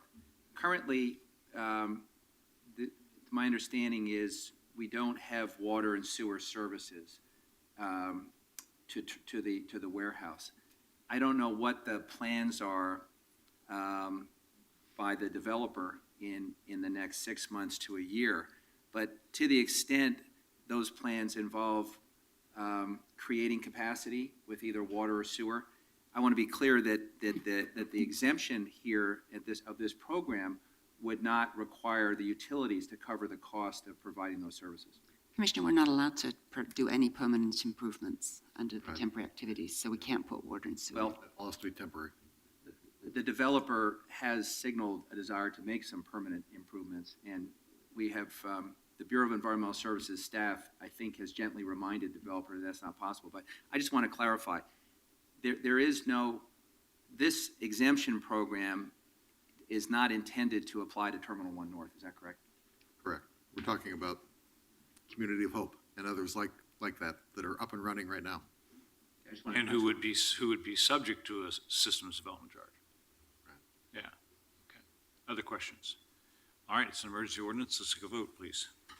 Saltzman, I want to thank the Housing Bureau and the Joint Office of Homeless Services for their help in bringing forward these critical changes. And thank you, Linda Joda Fleming, for your nice words and for running an outstanding shelter in North Portland. We appreciate that very much. Aye. Novick, Aye. Fritz, Thank you all for your good work. Aye. Fish. Aye. Hales. Thanks, Dan, for your attention to this important detail. It makes a difference in terms of what folks that are actually trying to make a difference can accomplish. So thank you very much. Pleased to support it. Aye. Okay, 1006. Accept and appropriate a grant from the Federal Highway Bridge Program in the amount of $2,512,440 and authorize an intergovernmental agreement with the Oregon Department of Transportation to replace the Southeast 122nd Avenue Bridge over Johnson Creek. Commissioner Novick. Colleagues, I'm delighted that the federal government has given us some money to replace the 122nd Avenue Bridge over Johnson Creek, which I happened to see this weekend when I was visiting the Leach Botanical Garden. And I note that we've gotten letters from both the Pleasant Valley Neighborhood Association and Friends of Leach Botanical Garden expressing their support for replacing the bridge as soon as possible. Now I'll turn it over to Cameron Glasgow to give more details. Good morning. Morning. My name's Cameron Glasgow. I'm the interim supervising bridge engineer for PBOT, and I'm here today to introduce an ordinance, as stated, which authorizes PBOT to enter into an agreement with ODOT to receive Federal Highway Bridge Program funds for replacement of the bridge which carries Southeast 122nd Avenue over Johnson Creek. During the record-breaking storms of December 2015, a large woody debris pile blocked the flow of Johnson Creek under this multi-span bridge, rerouting the creek into a side channel around the blockage. After the blockage was removed by city maintenance crews, a post-storm inspection was carried out, and it was determined that almost 200 yards of bank material had been scoured away, leaving behind toppled footings and eroded support on 4 of the 8 bridge supports. These foundations were observed to be supported on soft fluvial material, an extremely undesirable condition. The bridge was determined to be beyond repair and closed to all motor vehicle traffic at that time. Soon after, PBOT requested bridge replacement funds from ODOT, which approved the request. The ordinance in front of you today allows us to finalize our funding agreement with ODOT and will allow ODOT to continue toward issuing PBOT notice to proceed so that the design phase of the new bridge can begin. And I have the letter from the Pleasant Valley Neighborhood Association if you'd like me to read it. So could you just explain to people watching why it takes so long? Because I understand that it's going to be 2018 or 19 that we're expecting completion. At this point, the expectation is 2019. So it first starts with funding, which is we're working towards right now. And once the funding actually, everything gets signed off, we get notice to proceed, we can start the design. And once the design phase gets going, we need to apply for federal permits. It's an environmental zone, for lack of a more specific term, working over and around the water. So there's several local, state, and federal jurisdictions that we need permits from. But we can't apply for those permits until we hit 60% design to give the permitting agencies a picture of what we plan to do. And then the general timeline, the accepted timeline, is about a year for those permits. It could take less time. I don't think it'll take more than a year. But once we receive those and permit limitations, we can finalize the design and then get approval from ODOT, Federal Highways, go through the procurement process at the city, which takes 3 to 4 months, and then mobilize a contractor and get the girders fabricated to bring them to site, and so on and so forth. But that's it in a nutshell. So it's particularly complicated because of the multiple jurisdictions that get to say whether it's okay or not. You could say that as just part of the process as I see it, but yeah, it's just something we're faced with a lot of our projects. Smiling and being ready to do it. No problem. I'm excited about this. Winding road. Commissioner Fritz and Commissioner Novick, how will Leach be able to access their parking lot during this phase? Because my recollection The is the design parking phase. is on the other side of the bridge. And if the bridge isn't operable, then how do people park and then get to Leach? I actually don't know the answer to that. So they're working on it. It's a short answer. They're going to have some canoes that go across the river? So there, Tram. there is property to the north that I don't know who exactly owns the property. I believe it's Parks, but I'm not sure. But they're working on alternative arrangements for parking there, which requires its own land use review process. We're the first city with an aerial tram. We could be the first city with a municipal zip line. Back and forth across. You know, add a new attraction to Leach Gardens. Why not? It sounds innovative. That's going to be on the front page of the paper tomorrow as a serious Yeah, suggestion. sorry. Didn't really mean it. Got that? Didn't really mean it. Okay. Cameron, it's my understanding that there's limits to the times a year you can work in the water to avoid disturbing fish populations and so forth too. Is that right? That's correct. That plays into it as well. It's a 6-week in-water work window. It starts July 15th for this particular section of the creek and ends August 31st of any given year. Obvious question, but just in case. So the reason we're in this predicament is there was erosion. And maybe that's because there's higher stream flows. I assume we're designing for the climate that we expect to have. Part of it was a significant rainfall event. Also, the way the existing bridge is, it's a timber bridge, which timber can't span as far as some other materials. So it had many bents in the water, which collected the debris and then changed the way the water flowed. And the water kind of attacked or eroded some bents or piers that hadn't normally seen water in the past. Helpful. Thank you. Other questions? Anyone want to speak on this item? If not, it's an emergency ordinance. Let's take a vote, please. Saltzman, Aye. Novick, Aye. Fritz. Well, this, of course, can be part of the grand scheme of a number of improvements to Leach Botanical Gardens with the new master plan. So actually, the timing may be very good. Aye.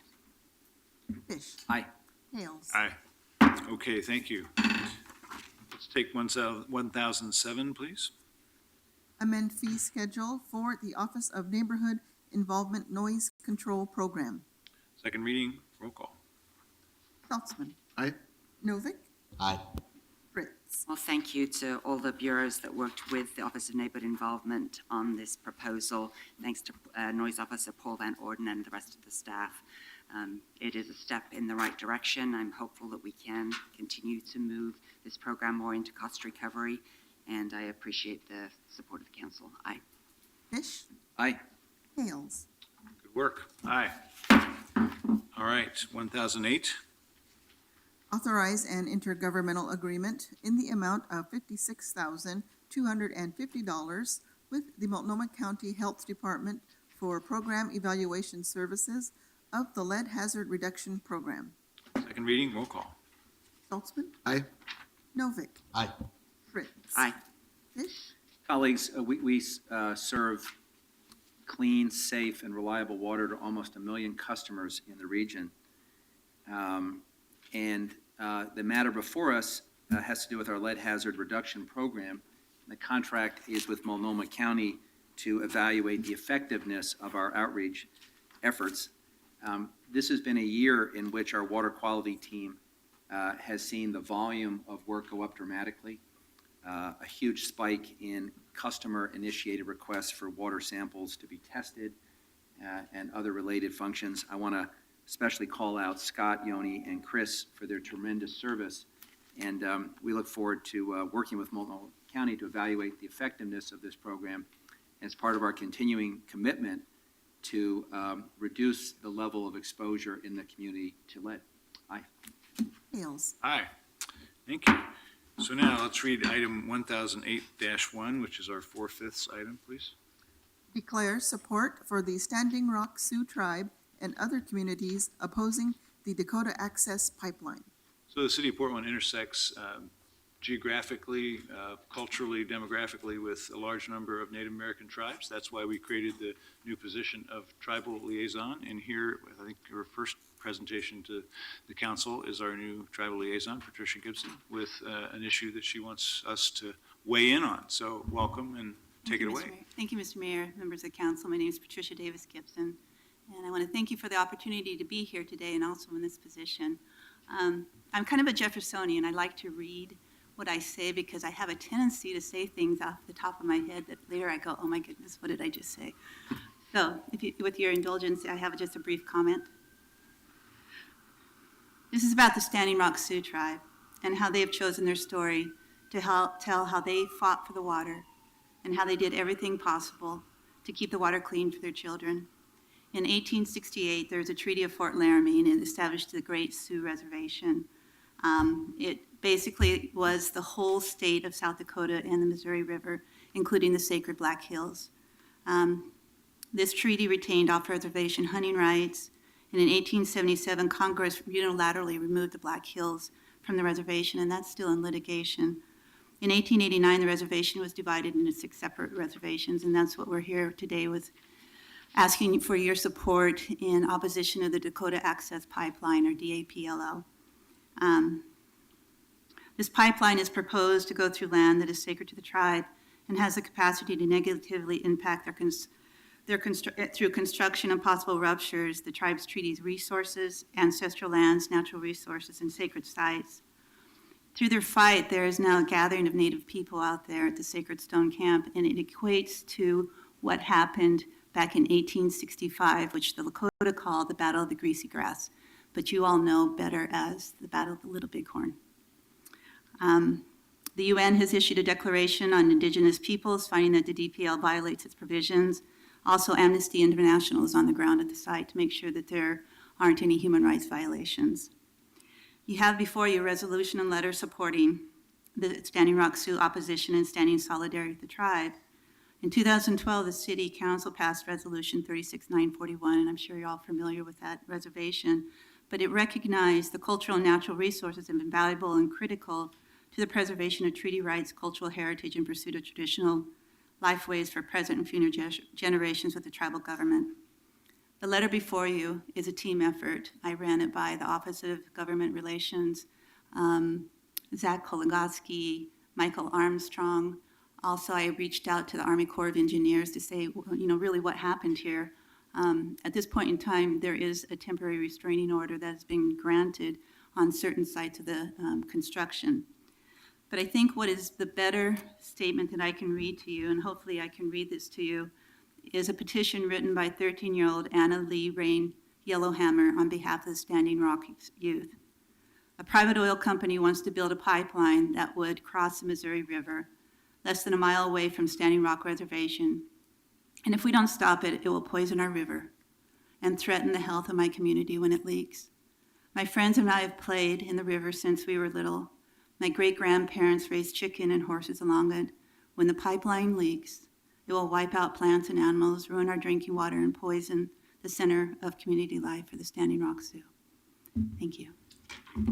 Yeah, so this, I appreciate Patricia putting this together and the council's engagement in this. We have a climate action plan that we're serious about, and frankly, I think the tribal governments are going to continue to be our allies in making that real. And to the extent that their treaty rights end up having standing, then they end up having real power to assist in that work. So I think this was an adroit move on our part, and I want to thank Patricia for bringing it to us today. Well, I'd like to thank Tara Pierce and listening to the constituents who requested this letter. Yeah, good, thank you. Questions, concerns? Thank you very much. We'll see if we have some testimony. Thank you. Thank you. Anyone want to speak on this item, please come on up. Okay, let me speak first because I'll probably get booed at. My view about reservation land, if Indians on a reservation drive around in cars, where does the oil come from? I think they should build this if the company says so, but they should make sure that it's safe.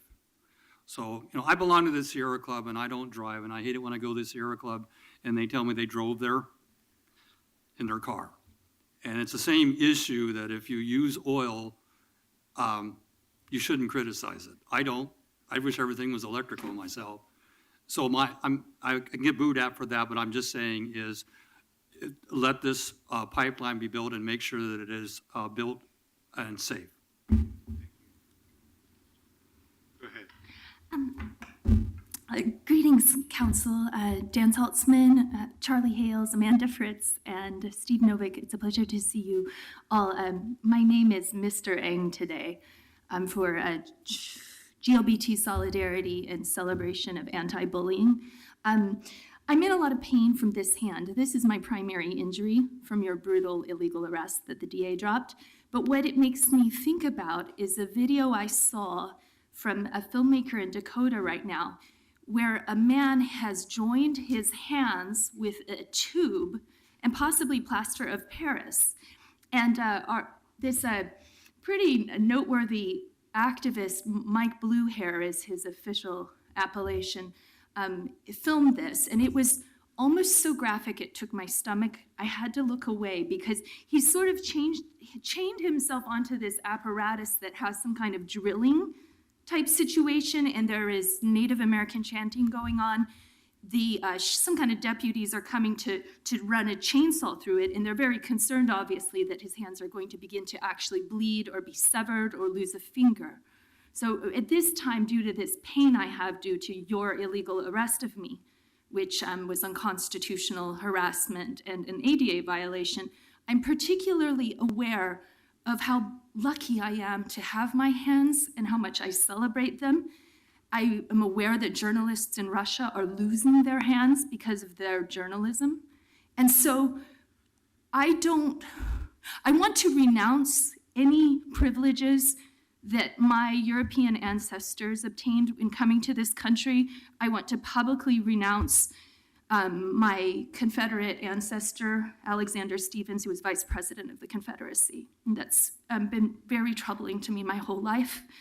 And I want to express solidarity with the indigenous peoples of the Americas and tell them that I don't even understand the depth of their spiritual commitment, but I'm so deeply moved, and I am so thrilled that I could walk on into City Council where we could have a moment of unity, of celebration of this culture, and not in any way seek to whitewash the roles of imperialism or colonialism and the devastations enacted by human rights abuses such as slavery. And I think my own sufferings are a small suffering to bear in comparison with the desperation and the pain and the alienation that has gone on in the reservation communities. And so I want to unite with them also as Asian, because when the Mongolian people spanned off to Finland, they also came down the Bering Strait, and they are my people in a very large sense, that we are all one family, and I thank them and love them.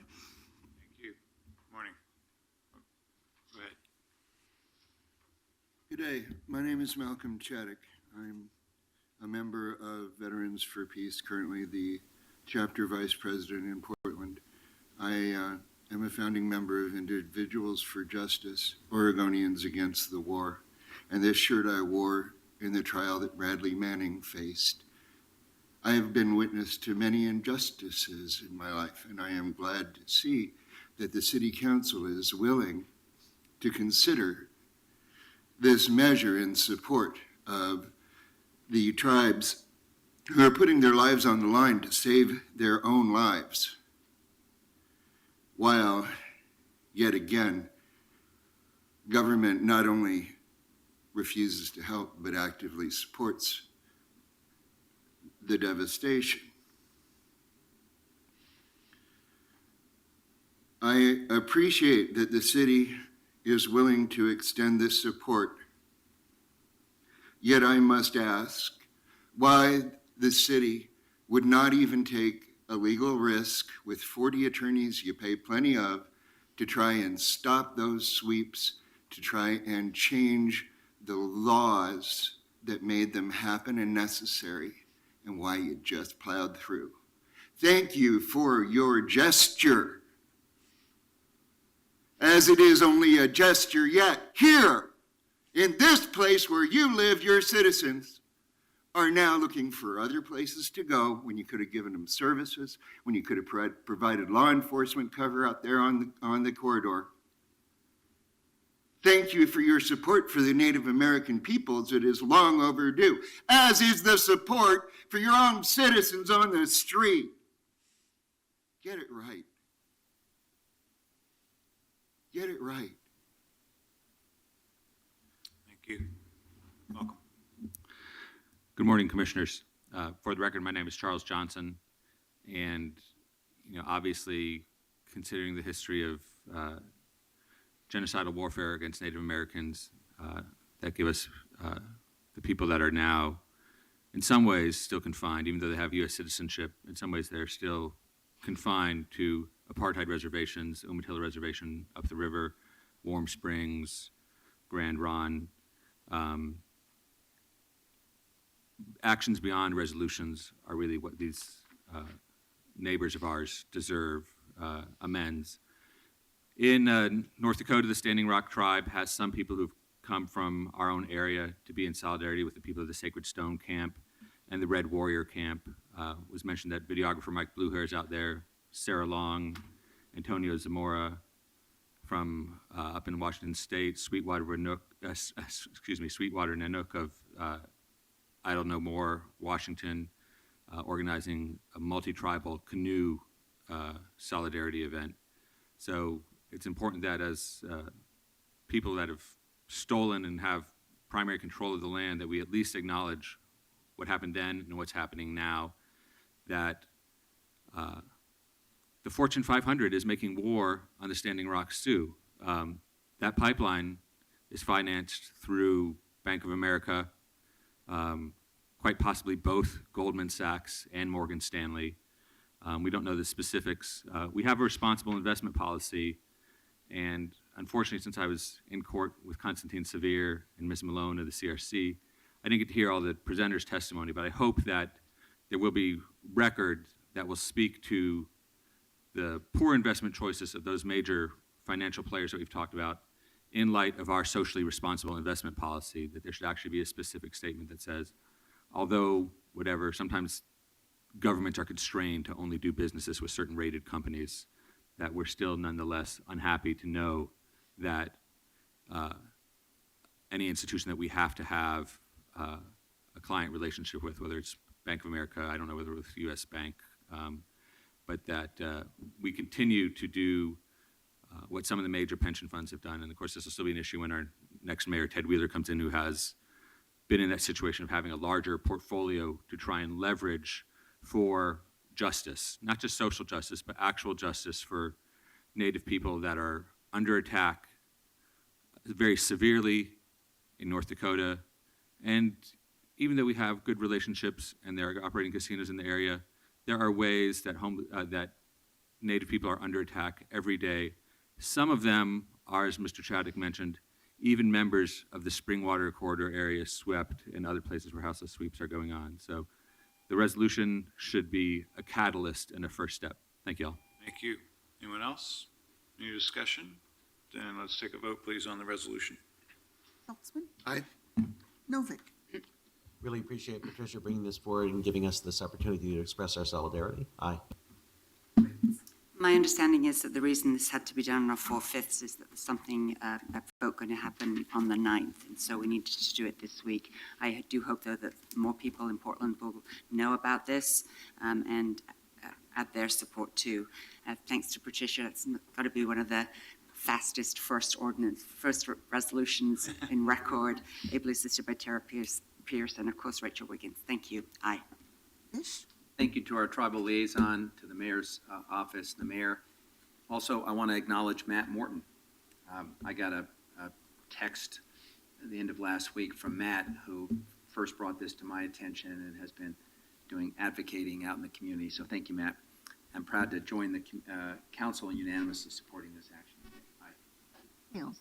Thank you all, and we have a letter to sign, so we might, while we're here, do that. And I vote aye, and we are adjourned. Borrow your pen, I'll pass it around. My pen's here. There we go.